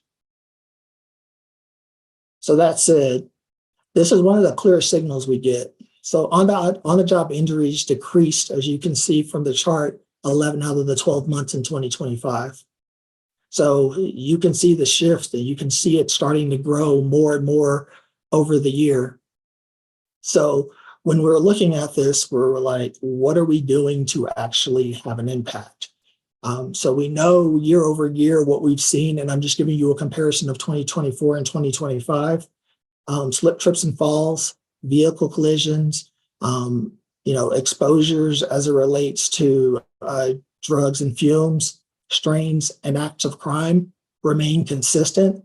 Their numbers may shift between years, but those are generally the top 5 that we see. But based on a lot of the things that we've been doing internally, after getting more access to looking at what's actually going on with the OJIs, crew meetings by actually having conversations with the individual contributors in the front line, the people who actually make RTD work, we started to get some idea of what we could do to make some impacts to these things. So what were some of the actions we took that allowed us to see some of those decreases in OJI claims over the year? We had more presence in the field. One of the things that we did was start positioning transit safety specialists at the various facilities, so that way they were more accessible and could be more dynamic in responding and agile to concerns that are brought up. Where that comes from is we have an enterprise-wide safety reporting system, which allows any employee, whether you're on-prem or off-prem, you don't have to sign in to let us know if you see something so we can start looking into it. And you can do this at any time, day or night. What it does is it alerts the safety team via Teams, via Outlook, and also just in person. So if we're happen to be there, you can talk to us directly, but as a part of following our SMS, SRM, or ORM, safety risk management, operational risk management, it allows us to make sure that we can capture, target, and track to completion anything that's brought up to us. So that's helped see a reduction in some of those claims that we've been seeing over the years. More targeted training. Through those crew meetings, through our safety committee meetings, we've had discussions about, hey, what's going on in your area specific to how you do your work? What can we do? You leveraging the hierarchy of controls, whether it's eliminating a hazard, designing an engineering solution, substituting how we do the work, administrative controls, or PPE. Obviously, we're not just doing one at any given time. There's a layered approach. So through that, we're able to see, hey, we may have these controls in place, but it may be worth adding these additional controls. And even when making a change to how we manage risk, there's a lot of training that needs to go on and making sure that it's scaled to the audience that is going to be exposed to those hazards and associated risk. So I think by having a lot more hands-on interactions and a lot more training that's curated to the environment in which people work, that's helping us see a reduction in some of those claims that we were seeing. Again, looking at data, leveraging that allows us to focus on those high-risk areas.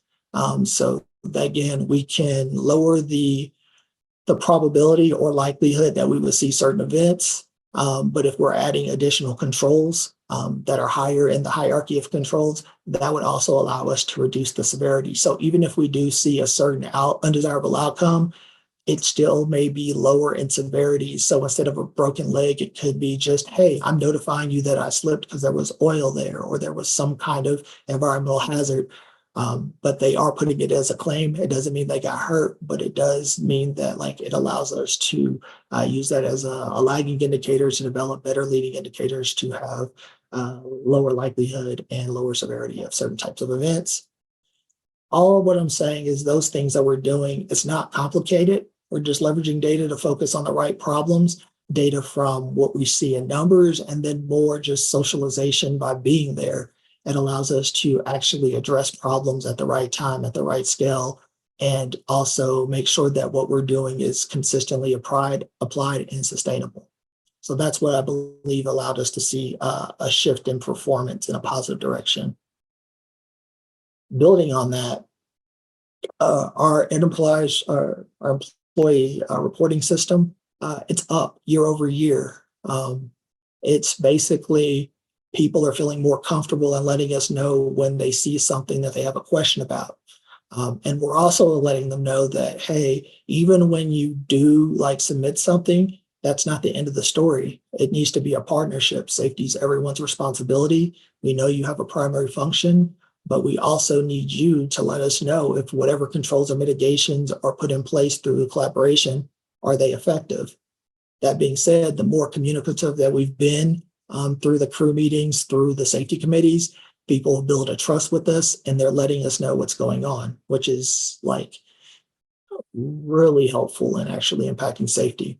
One of the things that people often misconstrue, and I just want to kind of demystify, as we've been putting forth effort and letting people know about the reporting system and what their role is and how it ties into the PTASP and their roles and responsibilities, an increase in reporting after we've been promoting, if you see something, say something, and what your role is, doesn't mean things are worse. It means people feel comfortable. It means the SMS or the safety management system is maturing, which is also a part of the safety management system is safety promotion, which is the more you talk about something, the more you would expect to see more interaction. So that seems to be really good for us. And obviously, as kind of building on that, people are speaking up earlier, which is something that's a pretty dramatic shift. Generally, we would hear about something after it happened. Now people are feeling more comfortable to say, hey, I saw that like not look right, or I've always had concerns about this before something bad happens. So it allows us to collaborate with various operations within the agency to try and mitigate those things before an undesirable consequence occurs. And ultimately, that's how a safety culture strengthens. So this is something that I spent a little bit more time on, but I do think it's important to highlight that we are seeing pretty good improvement there. All right.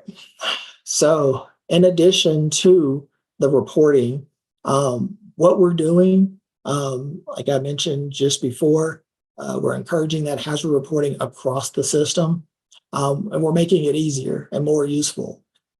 Like I mentioned, we have the virtual way to do it. We also have people stationed in the divisions. And when we do those crew meetings, that's just another vector for people to communicate with us, because during those crew meetings, we have a monthly report that we provide to them about the OJIs in their area, about any events or projects that are going on in their area. We also give possible recommendations and solutions to things that people have brought up to the safety team through the employee reporting system. And then we also provide micro trainings based on things that we are seeing in their area. So it's been a way to help, encourage hazard reporting and frontline awareness of hazards.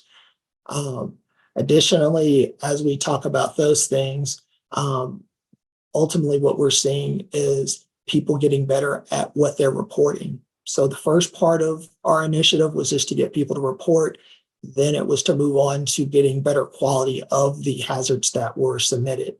So with that, we are seeing better quality in what's being submitted, which then allows us to respond quicker and put mitigations and controls in place in a more timely manner. So there's been a major shift in not only just reporting before there wasn't a lot of reporting, but it's also the quality of reporting. It's also feedback loops, closing that. Before there was a lot of feeling that people were not allowed to, or people were not actually looped into what was happening after something was submitted. So we've now made it to where through these other means, the committees, the crew meetings, the joint labor, that we're communicating more and getting people involved in what's happening in their area and what they're identifying, how it's improving not only the culture, but their working environment. And then ultimately, all of this strengthens the hazard reporting. So essentially, after all the stuff I've talked about, if you kind of take a step back, I know I'm giving a whole lot of information, but really what stands out and what matters the most is the stability that we're getting. We're building a strong foundation in which we can keep maturing the SMS, keep maturing safety performance, and in a way to where we have a solid foundation, it'll make it more stable and sustainable, moving forward. We're seeing stronger engagement across the workforce, and that's from all modes, all areas. We're even getting inquiries from groups that traditionally wouldn't have interfaced with us until after something happened, or if there was something that just really sparked an interest. Now we're getting asked to provide additional trainings and just clarity on things, which is awesome, because it really is showing that all the efforts and all the collaboration that's going on, people do have an appetite and a desire to see safety performance improve. And what I'm saying, it's being backed by data. We leverage our employee reporting system. We leverage our risk management system, Origami Risk. We leverage a lot of different data points throughout the agency in order to make decisions. Therefore, we're not just shooting in the dark. We actually have a clear objective and can measure whether or not what efforts we're doing, if they're effective. So we're not making assumptions. We're not just focusing on lagging indicators. We're trying to make a meaningful shift in the overall safety culture. That said, so what do we do with this? What do we do next? So there were 3 areas of focus that after reviewing the data for 2025 that we're going to focus on for 2026, and which we already are. The first is reliability. So we know if equipment starts experiencing failures for whatever reasons, performance is going to be impacted. So we need to leverage the data sets that we have, work more with operations, work more with capital programs in order to see what thing, and then the asset management team, what things can we do in order to try to mitigate some of those failures that we saw, which ties back into where we had a decrease in the average miles for the mean time between major mechanical failures. The second thing that we're focusing on is training. We can never have enough training, but we're going to focus on how we need to target that training. So we're going to look at what we need to do to reduce events that have been identified as preventable. And then after we do that, figure out how we need to not just be proactive, but how we can better set up systems to where when something does happen or when something is reaching a threshold based on certain types of lagging indicators, that we can implement like almost systematic controls, meaning that we already have people reporting, we already have people that don't feel afraid to speak up, but we also want to make sure that they have the tools and the skills to be able to safely navigate and negotiate whatever environments they are. So whatever hazards are present, we want them to be able to also have the training to lower that risk. So just because one person is trained, another person can't be trained, may not be trained, but we want to make sure that that system around them, all of those individuals are trained to the best of their ability, because that overall reduces risk. So the likelihood and severity that things would occur that were negative. And the last thing that we're going to focus on is leveraging the reporting that we're getting now better. So like I said, we're not just collecting data, we're wanting to act on it sooner. And that's where we see that next level of improvement coming from those 3 points: reliability, training, and leveraging the data better. We're wanting to see if we focus on these particular targets with supplemental or dependent activities, I believe we'll see an increase in overall safety performance and would allow us to hopefully get closer to either meeting our target or falling beneath or above it, depending on what that measure is for safety performance. With that, I'll close with this. As an agency specifically related to safety, we're no longer guessing. It's not that we're just having safety by luck. We're actually leveraging data, both whether it's digital or having communications, so quantitative, qualitative. We're leveraging all of that to try to make things move forward. What that does is it allows us to see where risk exists. We get a better understanding of what's driving it. We understand what works and what doesn't. And when it comes to focus, we can now have better follow through and sustainability in any of the efforts we're doing. And with that, that is the presentation and the SMS update. Great. Thank you so much, Sky. That was an extremely robust presentation and just really appreciate it. I see Director Chandler. I just have a quick question. Does your safety kind of requirement, the safety take into consideration things that are actually not RTD's fault? I mean, I assume that's probably part of your process of eliminating so that you can determine, well, is this a problem within RTD or is this something that's external that happened to RTD? And also with that, do you guys use any kind of AI modeling to determine whether things are a risk, or do you use any kind of predictive technology? I just thought that would be an interesting question as well. Okay. I can answer the first part and then I will I'll get a clarity on the second thing that you're asking. So as it relates to like scenarios or events where it may not be, say, on RTD's property or it's not something that RTD owns, we do look at that data as we get concerns coming in, like as our bus operators are doing their routes, they'll bring up concerns about visibility because there may be new construction or there may be a tree or whatever it is. we do leverage that and see if we see like things happening in a certain area. So not just what that concern was, but hey, are there accidents happening in this area? We'll even look at like Vision Zero and their mapping to see if there was an increase in accidents in that area. Like Denver has their website where they have that information.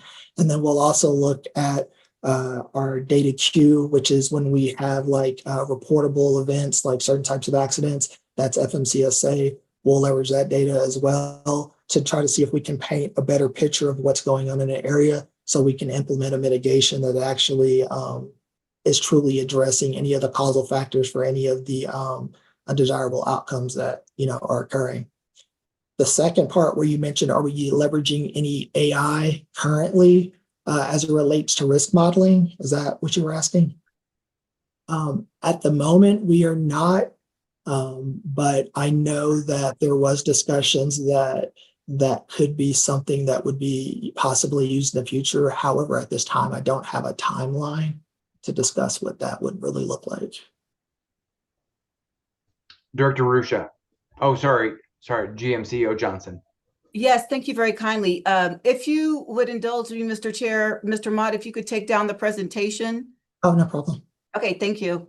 I was going to address as it relates to artificial intelligence and what we've been doing as a collective, the agency, basically with intentionality, our Chief Information and Technology Officer, who may be on this call, has leveraged some introductory aspects of AI. So we would have policy guidance around that so we can ensure that we're doing it with purpose as we go forward. So I wanted to provide that context because I know there's been a lot of discussions relative to leveraging AI, and we want to ensure that it is within the parameters so we can do our due diligence and leverage AI from an AI smart perspective and not an AI first mentality. So just wanted to provide that further clarification.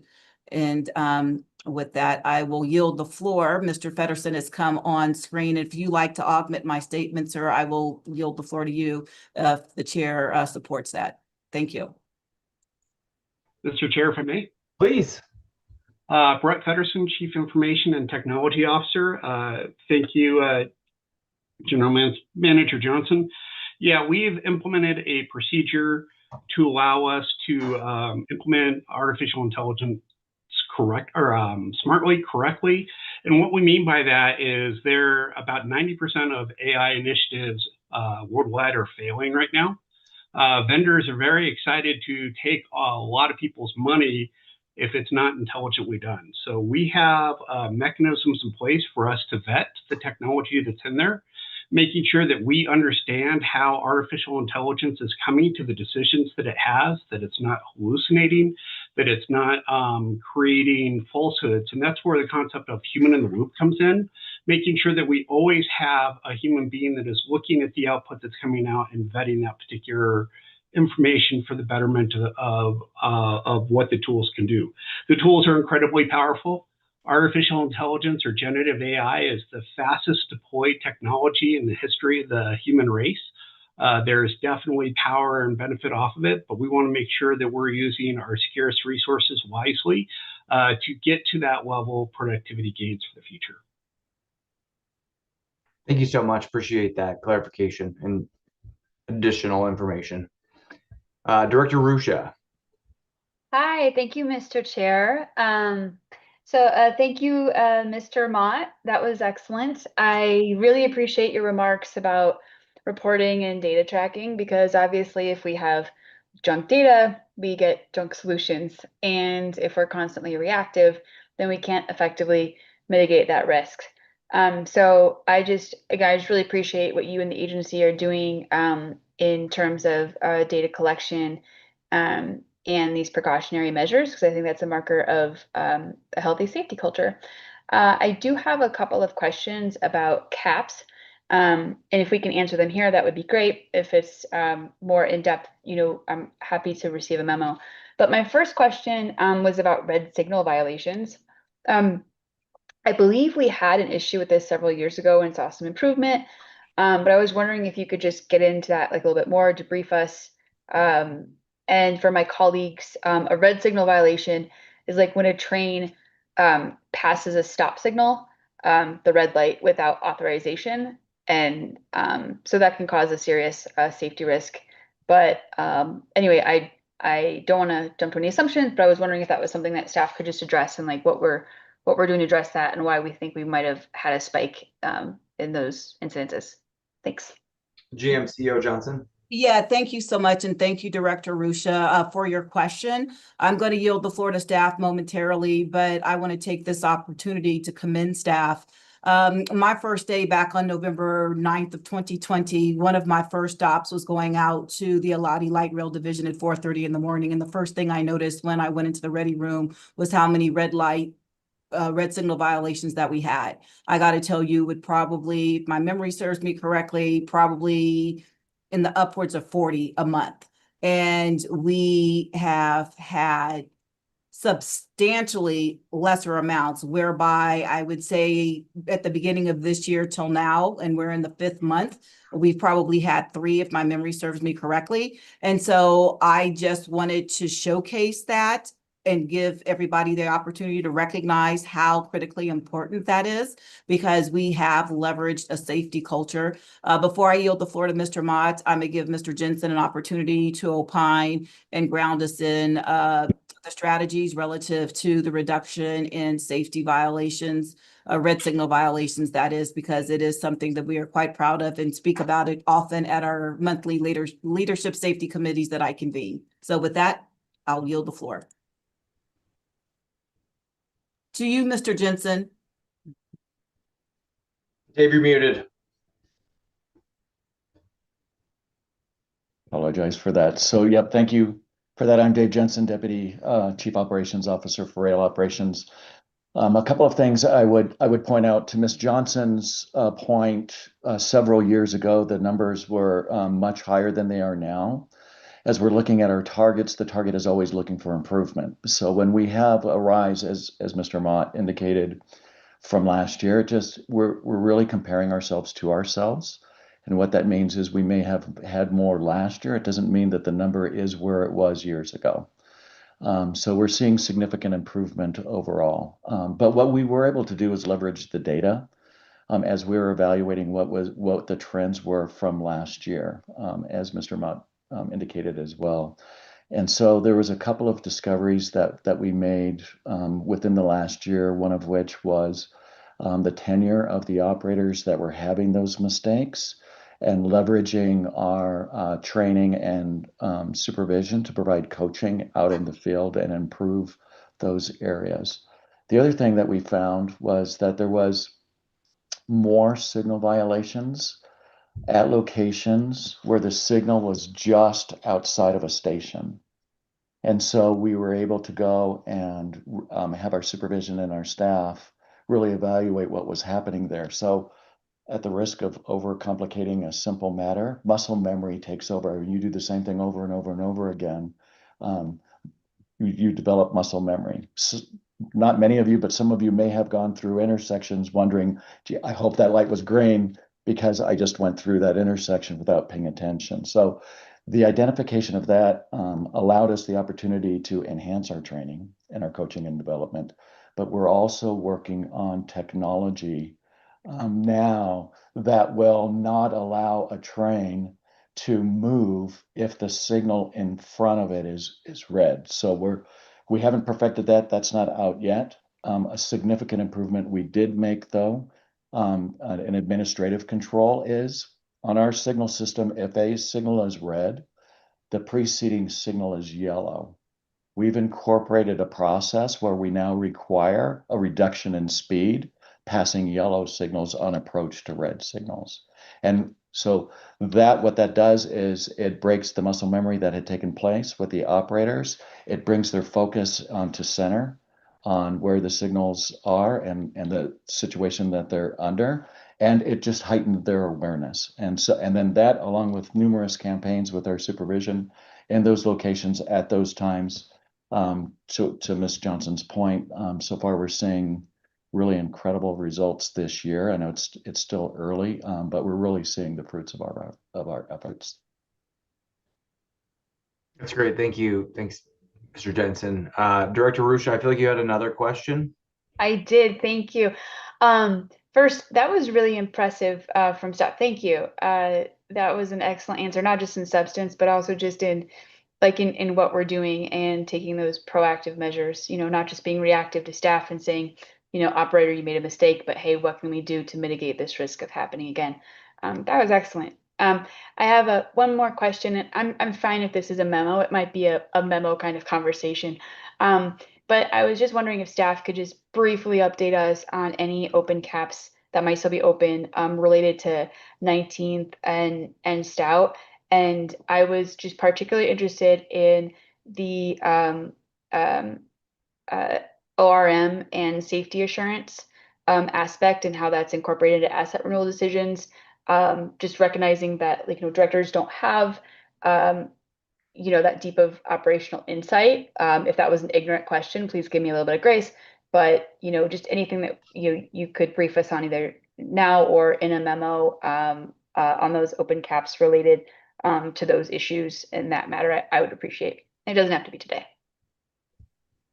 GMCO Johnson. Yes, thank you. And what I'll do is just ground everybody briefly, and thank you, Director Rusha, for the question. I know you monitor this closely, and all board members should have received the correspondence directly from Executive Director White from the PUC. But with that as a backdrop, recognizing that corrective action plans, there are different facets of corrective action plans. For one incident, you could have, 15 caps. So I just wanted to ensure that people understood where we are, and caps could be over multiple years, i.e. recognizing certain aspects of our network and what we need to do. There have been, automated stops that have been put in that derive from a cap that was 3 years ago, but by virtue of leveraging that infrastructure. So I just wanted to ground everybody in that, not as an excuse, but in some instances, when you look at an audit, for instance, that we do with the internal audit function, there could be something that we're doing within 6 months, but this is different when we're talking about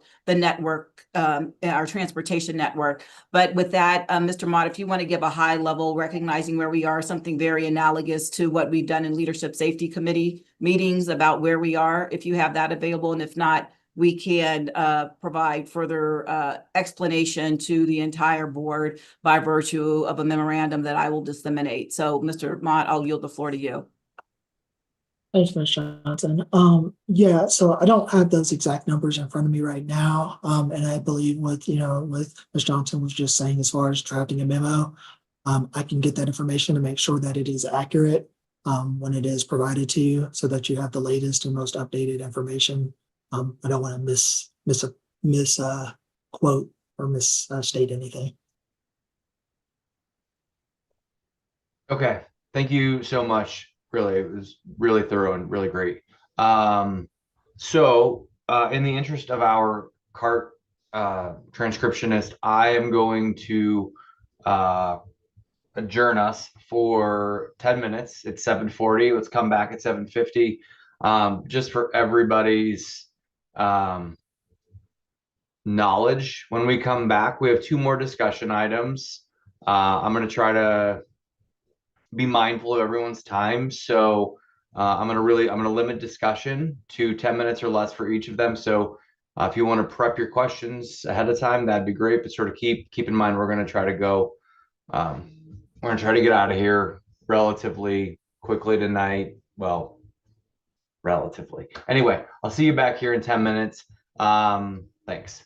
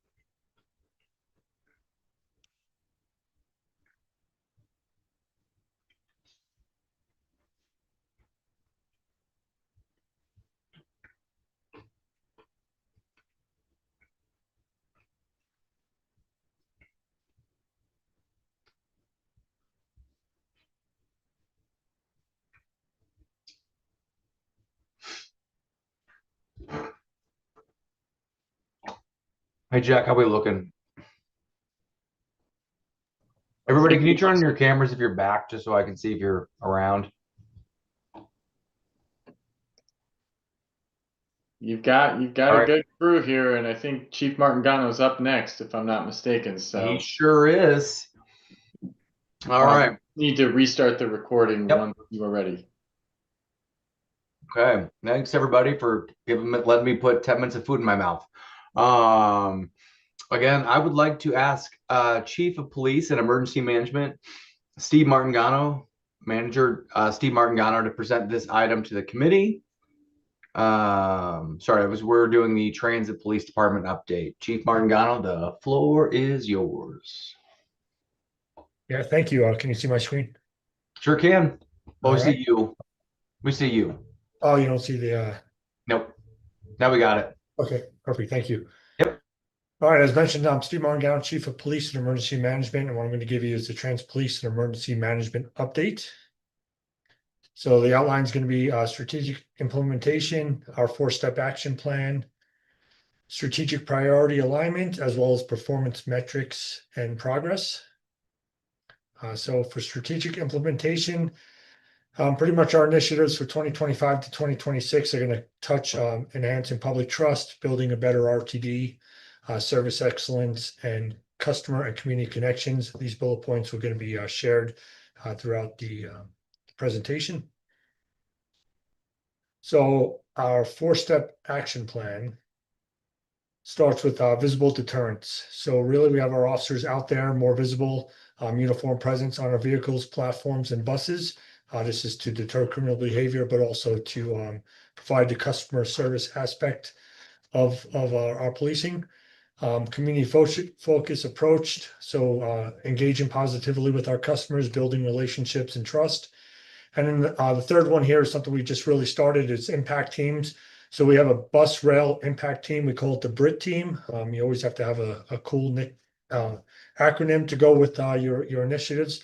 So our BRIT team just started last week. They're going to be deployed high volume events. So they were there for opening day for the Rockies. And then they're really working on our hotspot identified locations. So these are sometimes locations where we might see more criminal behavior or more criminal incidents.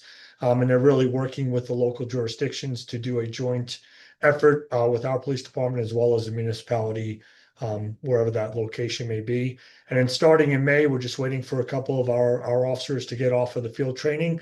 As soon as they do, starting in May, we're going to have 2 fair task force teams that are going to be throughout the week, throughout different hours of the day, and are also going to be visible on a lot of our high volume events. Again, the continued conversation we get is fare enforcement and checking individuals' fares. Right now, that's mostly done by our security team, but we wanted to make sure we had a dedicated officer team. We actually had 2. We had a lot of interest from our officers that they wanted to go out there and do that functionality. And then you're going to see a lot more of them on buses as well. So customer education, our customer code of conduct, that's something that we continue to go out and educate individuals on how they're supposed to be acting on our properties and our vehicles. They're building trust within the community and giving those expectations. As mentioned earlier, proof of payment enforcement. Right now, officers are going out there and riding trains and buses. With those fair task force teams, we're going to have a lot more directed patrol in that. But we are continually, hopping on different trains and buses, especially when we get customer feedback in regards to data-driven approaches, where we're hearing information that no one's been checking our fare for a while, different times and days of the week. We want to make sure that we have some type of visibility there to keep people honest and keep that public trust. And then technology. One thing that's really great here at RTD is we're very well advanced in our technology, CCTV cameras, adding and replacing those. In the last 4 months, we replaced 77 cameras at 18 locations. Really a huge emphasis at I-25 and Broadway. We saw some areas that we had some blind spots. So our integrated security team went out there and updated the cameras, and pretty much that whole entire area is covered by video. Our Motorola CAD RMS system hopefully will go live next year. We're in those processes and moving that along. So that's really going to assist us in being brought more into the future, as well as getting instant data in relation to criminal incidents and calls to service. And then all of our officers have the ability to hop now with VPNs and being able to tap into any of our cameras throughout the system, which has really helped us in deployment. And then we use, right now, we use virtual reality training tools to help and assist with training, especially when it's crisis intervention, as well as our TASER training. We're able to do that virtually, which saves us money and resources in regards to not going through TASER cartridges when we have to train unqualified each year. And then we also have our personal safety and security webpage. This is a great page that was done by Stuart Summers. It really gives updated information in regards to what our police team is doing out there, and it's really data driven to showcase all the great things we're doing within the agency. Our strategic priority alignment. Again, enhancing and supporting community engagement. Again, we're out there for the opening day of the Rockies. We continue to get asked to be at different locations and events.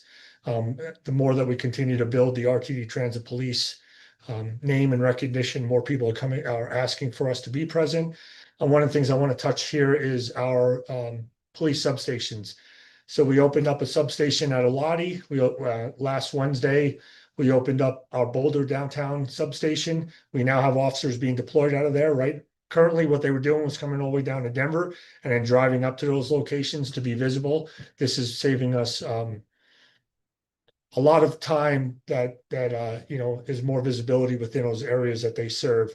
And we're going to be adding another one at East Metro here. We're just waiting for some technology upgrades. So we'll have one at East Metro, and we're also looking to have a fourth one that is going to be out of our CRMF facility as well.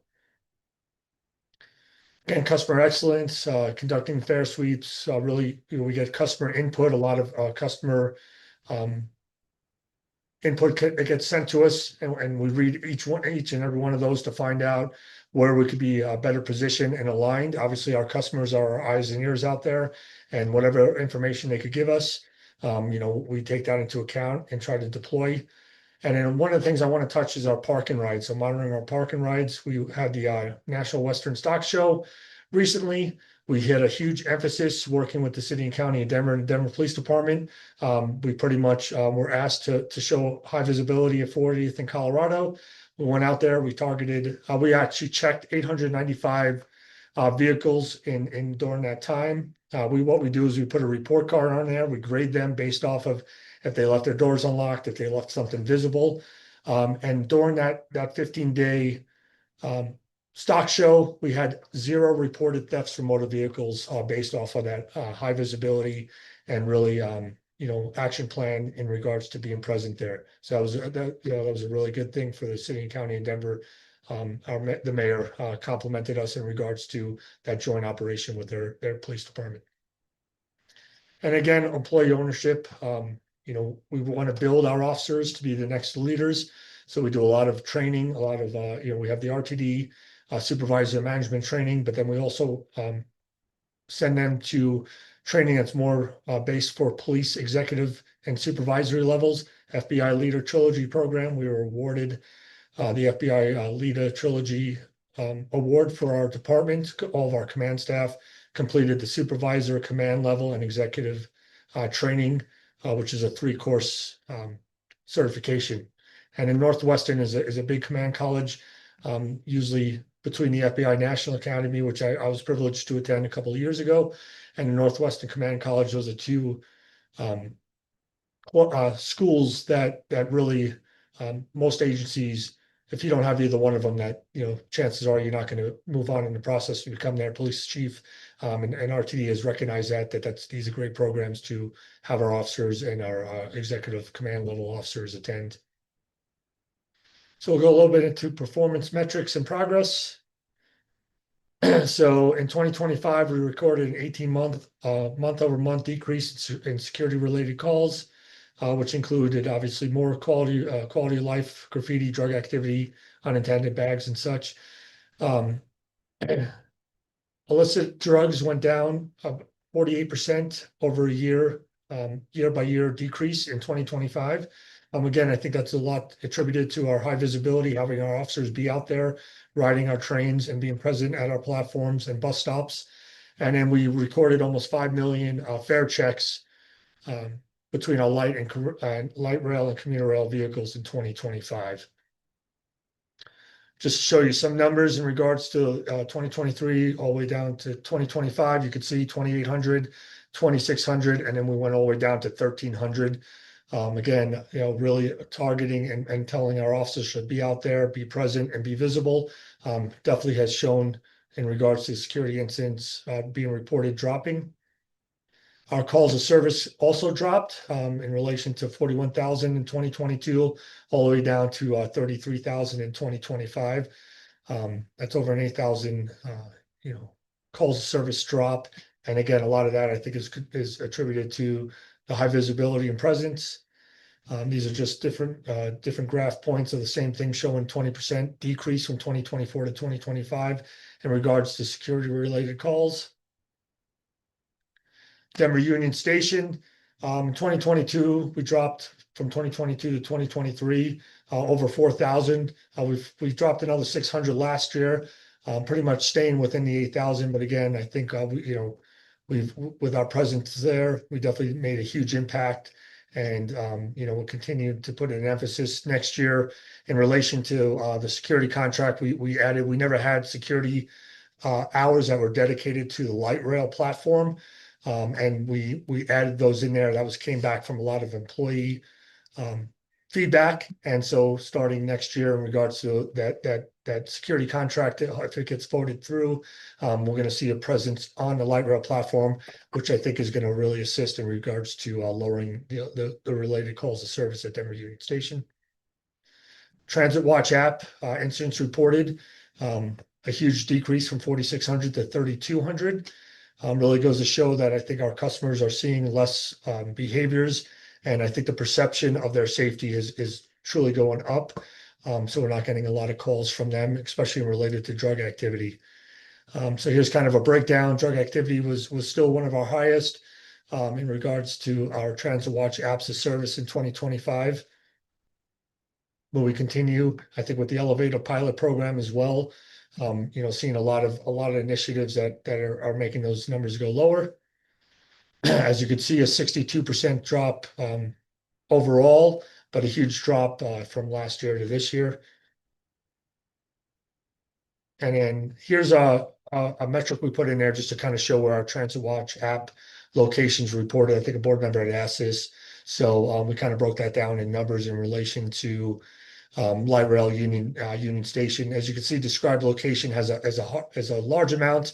That's just somebody texting and not telling exactly where the call originated from. But if they do check off one of those boxes, light rail and Union Station and bus, we're able to get those metrics now. So, and then again, mentioning almost 5 million proof of payment checks in regards to fare enforcement, huge numbers, and they continue to hopefully increase as we go, as ridership increases.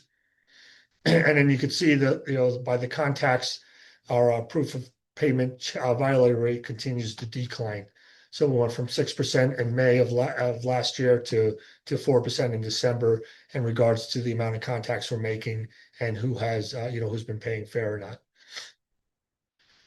As always, we try to push our Transit Watch app for individuals to be able to, our customers to be able to text us anything they're seeing out there. So this is something we always include in all of our presentations.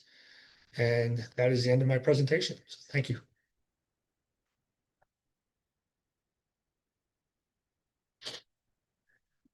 Thank you so much, Chief Martingano. That was really also very thorough, really great. Director Pecoglieri. Thank you, Chair. Thank you very much, Chief Martingano. I really appreciate the presentation. Nicely done. And I continue to hear only good things about our transit police throughout the system. Even the most vulnerable constituents that I have feel safe and trusted around our transit police. So I really commemorate you for that. Quick note, I would love to see fare checks split by light rail and commuter rail, given that there's so many more light rail reports than commuter rail reports. And I also have to commemorate you, given how many bus operating hours we run, that it seems like the report rates on that should probably be low. So it would be maybe nice to see reports by like boardings or some other type of operating hour metric to kind of see what like where specifically which lines are kind of having more reports. And then I think overall would like to see just more sporadic enforcement of fare checking and fare capture on the W line specifically. Thank you. Secretary Nicholson. Thank you, Mr. Chair. Chief Martingano, I really appreciated this presentation. It was incredibly thorough and had a lot of the data and that I was sort of looking to reference. The chair, I went to the chair last month with an idea specifically around, based on our conversation, I think 2 months ago now, about ways to improve on security. And one of the things that you and I had discussed was the issue of warnings. Now, in your presentation, I saw that we had 17,000 violators that we identified for fare checks. And if I remember correctly, the overwhelming majority of those people, to the tune of like 15 or 16,000 at least, received warnings rather than a citation. And I think we should stop doing that. And so I wanted to get a sense from you, what would the impact be, positive, negative, in certain manners, if the board were to eliminate warnings and simply give out citations to people who violated our policy? Chief Martingano. Yeah, so in relation to that, obviously it'd be the board decision in regards to removing the warning. I feel when the board first presented the fair enforcement matrix in relation to a warning first, that was presented even before my time here. I've been here 11 and a half years. And I think the W line was just opening up, and then we've now opened multiple lines. So I think, the initial thought of it was we were just introducing rail system and an open system to the community, and let's have a warning. I think obviously as years progressed, I don't think there's not many people that don't realize that you need fare to be on our system, and so obviously taking away a warning is something that I encourage for one really main basic reason as well. We're putting the same information into our database for a warning as we are a citation. Now, obviously, there's a monetary, penalty for the evader, but in regards to our security staff and our police staff, especially that we're going to be going to a brand new CAD and RMS system. It'd be great to be able to start that from day one, having input being just based off for citation. That's something we actually discussed the other day. We just did a quick analysis of it. Right now, based off of all the citations now, we averaged right now with the citations we're writing, it's about a $13,000 monthly not cost in regards to what we could have, what should be recuperated in regards to all the tickets between the Denver tickets and the other 7 outside counties. We did a quick check on that just to have that data available for our Motorola. But like you had mentioned, we're writing a lot of warnings. If we were to stop that, then it would go right to citations. That might maybe adjust behaviors in regards to individuals paying the fare right away, knowing that they're not going to get a warning the first time, kind of giving them that free option in relation to not having to do it the very first time, right? Thank you very much. I appreciate it, and I totally agree. Vice Chair Chandler. Yes, thank you again, Mr. Martingano, Chief Martingano. I really appreciate it. My question is, will this new information be available in the slide presentation that Mr. Summers always puts out? Because I will be addressing the Aurora Chamber of Commerce at the end sometime in May, and I always love to give them good news. And so I would love to give them good news of what you're doing. So I want to make sure that this information will get into a new slide deck before Mr. Summers leaves us. GMCO Johnson. Yes, thank you so much, and Director Chandler for her comment. Just for everyone's edification, that information is included in each month's PowerPoint. And while we'll miss Mr. Summers, rest assured that that will continue. Thank you.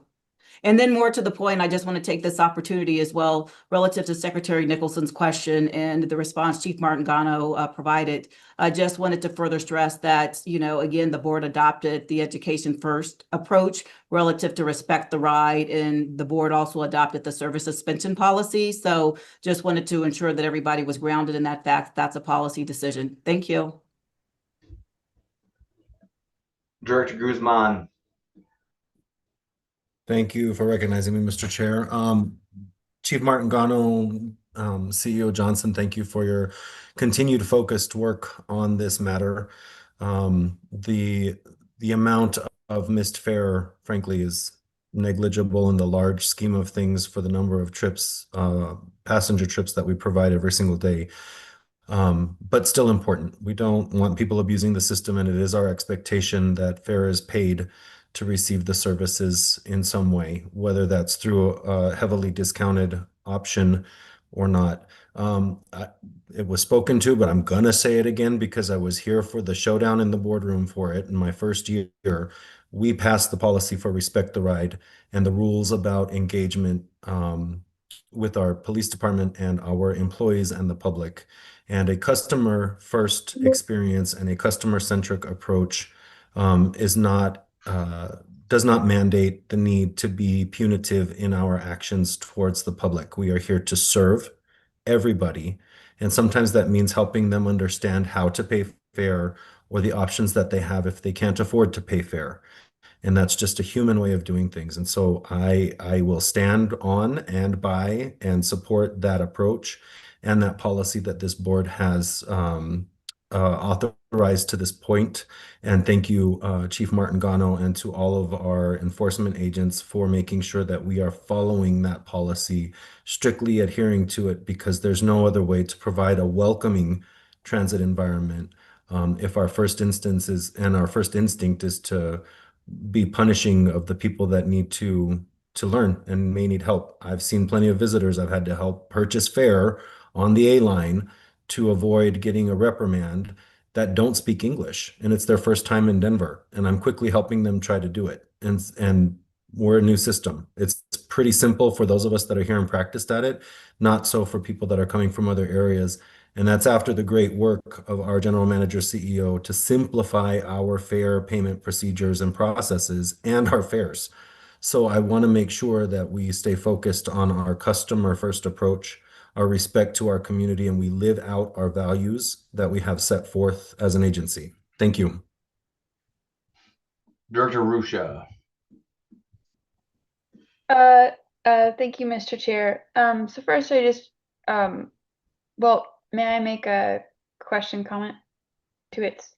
Yeah, just we're gonna trying to stay shortish, but go for it. Go. Kind of follow your rules, Mr. Chair. Okay, thank you. All right.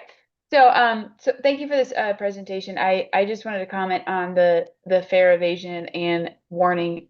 The board was promised and the public was promised that we would do education first and that we would warn people. And I understand that we removed the rule that like officially you get a warning first.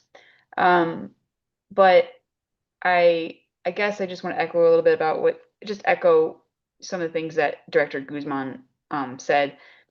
We can't take care of our customers, if we react in a punitive manner. And I'm not suggesting that's what we're doing right now, or that's what the chief said. But I guess I just wanted to put that out there. We need to find that balance. Some of the folks on our system who aren't paying, like they're truly confused about what the fare is, what the rules are, how to pay. I've helped folks. We also have folks who genuinely cannot afford to pay. And I understand that puts our officers and our security team in a difficult position. And I just want to, recognize that we recognize people are human and just keep encouraging that, and that when we have that discretion as our officers and our staff do, to use that discretion wisely, but with compassion, as I'm sure you do. But with that, I have a question, if you don't mind, Mr. Chair. I was wondering if, as a matter of policy, if we collect demographic data, not just like with arrests or use of force, but things like respect the right issues or fair payment issues. And if we do, how do we do that? Or is that something that we might do in the future when we fully launch our new RMS? Thank you. Chief? Oh, yeah, thanks for the question. So we do, whenever we are writing the fare, well, realistically, any contact that we make, we do have to report it to the state, per the legislation changes in regards to contact cards and such. So we do have data that we place into our records management system. Now, our officers are subjected to obviously a different standard. Our security officers, they do have the ability to write citations based off the statute, and we try to have them obviously, we have the check boxes in place to what they should be placing within that state document that goes to the county courts. So it's definitely a yes answer. But again, our officers have a different standard in regards to what we need to, collecting data and report to the state. So hopefully that answered your question. It's just, we have two different, obviously, security as well as officers, and it's two different answers really in regards to the overall question in regards to what we have to do based off of state requirements. Director Pagliari? Thank you, Chair. I'll be very brief.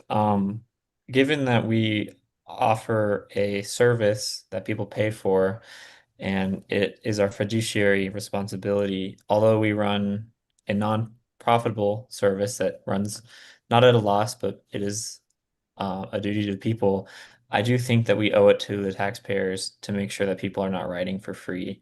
I think we have plenty of programs.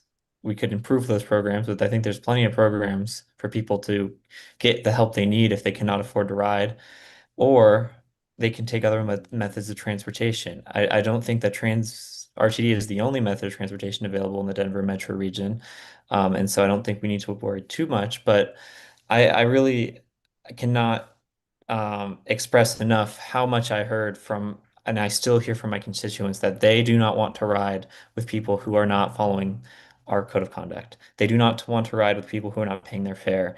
They do not want to pay for a system that is not enforcing the rules. So when they do ride themselves, they do not enjoy it, and then they won't let their kids or their family ride. So I think that I recommend that we decide on a stricter policy and make it a simple policy, either like one forgiveness and then it's a fine, or just fine on the spot and then the fine goes increment. And then we need to discuss talking about banning people from the system as well, because I think there are plenty of repeat offenders and plenty of times when people have received multiple citations, and we have moved slowly in preventing them from riding because of the disruption to other passengers. But really, what I think, when people ride RTD, they should expect more of an experience closer to riding Delta, where people pay. It is a public service. Airlines are subsidized by the federal government. But I really do worry about the reputation that we have if we continue to let people ride without continuously checking fares. Thank you very much.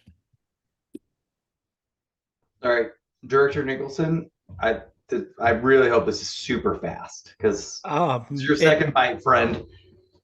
Go fast. I'll do what I can. Go fast. Yeah, so the first thing I would say is just to echo everything that Director Pagliari, hold on, I'm getting there. Pagliari said, we do have programs, we should expand them. That is better than allowing people to break the rules.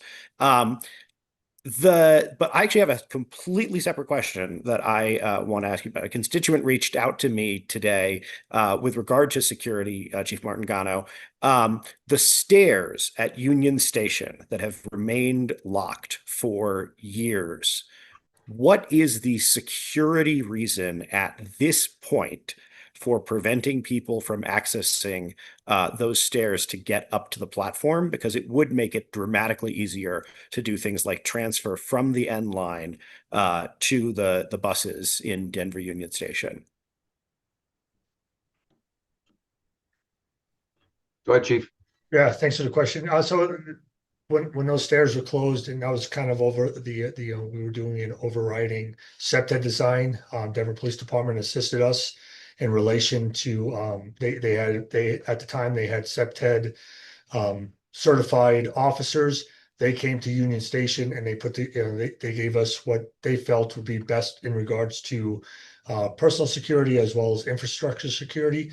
One of the things that they had told us to do is to lock those stairwells in relation to a lot of individuals were hanging out at the top of the stairs, causing criminal behaviors, and also they just felt in regard, like overall, they gave a perspective of changing these elevators, locking these stairs. So we took their directive and their input.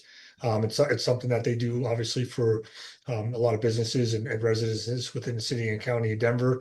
And that's what they recommended for us. And we took their lead in relation to redesigning Union Station. And I think that's really based off of a lot of their recommendations and things we implemented. That is where you're seeing a lot of the numbers continue to decline, and us having Union Station as a true welcoming transit environment, based off of their recommendations is where that came from. GMCO Johnson.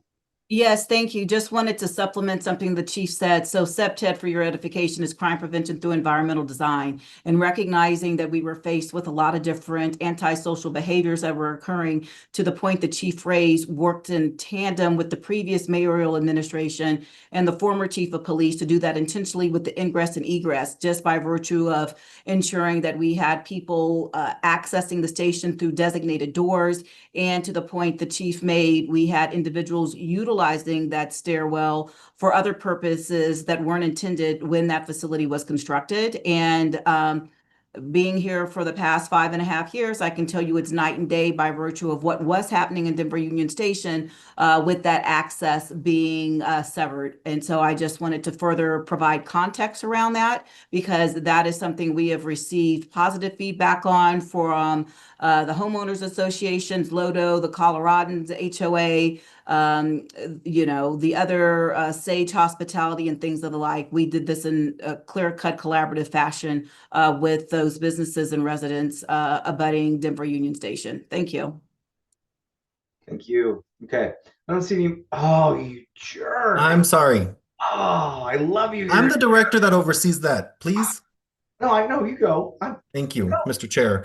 While I deeply respect the director's question on this matter, working with the chief of police and with the general manager CEO, being the person who is the point of contact for the public and the community on this, the stairs and the elevators for the Chestnut Pavilion can be put to use when it is necessary, but overall, it does allow us to keep a better visage and a better customer experience for customers when we keep those emergency or less used, and also focus on everything that was said before I'm speaking now, matters in mind for the usage of the Chestnut Pavilion.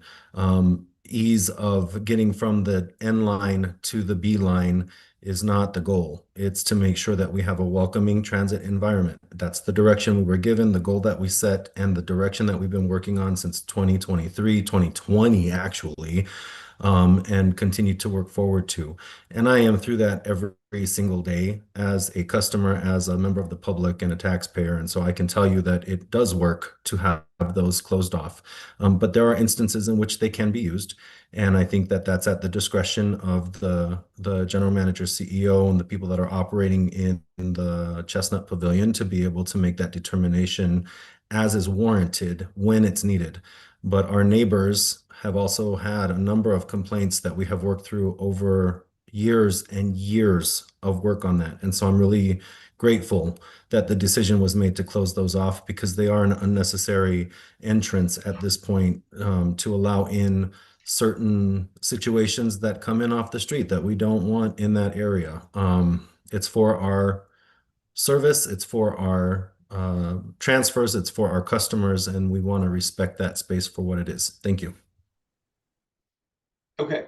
I don't see more hands, so we have third final item, and it's ADA Paratrans eligibility determinations and travel training contract. Again, I will ask COO Patrick Preuser and Aaron Vallejo, Director of Paratrans, to present this item. COO Preuser and Ms. Vallejo, the floor is yours. Thank you very much, Chair Harworth. We're presenting on the upcoming procurement for ADA paratransit eligibility determinations and travel training. The item will return to the OSSC for recommended action on May 13th and then advance to the board for recommended action on May 27th. Federal regulations require all transit agencies to maintain an independent eligibility process that ensures paratransit use is limited to individuals whose disabilities prevent fixed route travel. RTD has contracted this work for over 20 years to avoid conflicts of interest. The contractor handles application intake, database updates, interviews, assessments, and formal eligibility determinations. Demand remains steady at around 3,200 applications and 2,800 assessments annually. Travel training is included in this procurement because it enhances mobility for customers and supports more efficient use of paratransit services. The current contract expires August 31st, 2026, and RFP will be released in April 2026, so this month, with proposals due in May. A 5-year contract, no option years, will be brought forward for board consideration in June. Supporting our priorities of customer excellence, community value, and financial success, funding for these services included in the 2026 budget, with out years planned for in the financial forecast. That is all the information we have. Happy to answer any questions. Okay. CEO Preuser, you may have gotten, I don't see any hands, so you may have gotten off lightly on the second one. So I'm just going to speed through here. I don't see any hands. So do we have any other matters? If you do, they better be so good that I hope you owe me a t-shirt, Michael. I do. It actually is really good and important, timely. This weekend, UR operations and safety. This weekend, RTD will be detouring our light rail trains. So if you ride the E, the D, anything that comes into Union Station, the W, you're going to be rerouted. Sorry, but we love you and we want to make sure you can get your services. So from Saturday until next Monday, the links from help me out, phone in a friend, from Union Station out to a certain point, you're going to have to be rerouted so that we can get the catenary wires, the overhead wires, replaced. There is information available on the RTD website. Our Deputy CEO, Angel Peña, made sure that the board received that information ahead of time, and we have communicated it out widely and publicly. But as this is the operations committee, please tell all your friends and go find the post and share it widely amongst your networks, because I don't want to hear anybody saying we didn't tell anybody and we didn't notify the public ahead of time. It's now our job to make sure we do our part as directors and as a community to ensure people know what's going on. Thank you. Thank you. All right. I'm not seeing anybody else pop up. As a reminder, the Operations Safety and Security Committee meeting is scheduled for Wednesday, May 13th, 2026 at 5:30 p.m. At that meeting, we will vote on the paratransit eligibility certifications and travel training contract we discussed today, and we will hold discussions on the following: Highway 119 Bus Rapid Transit, our partnership program, Access on Demand quarterly update, and the forthcoming comprehensive operations analysis. Seeing no other discussion, the meeting is adjourned at 8:29. Thank you all for showing up tonight and just really kicking ass. Appreciate it.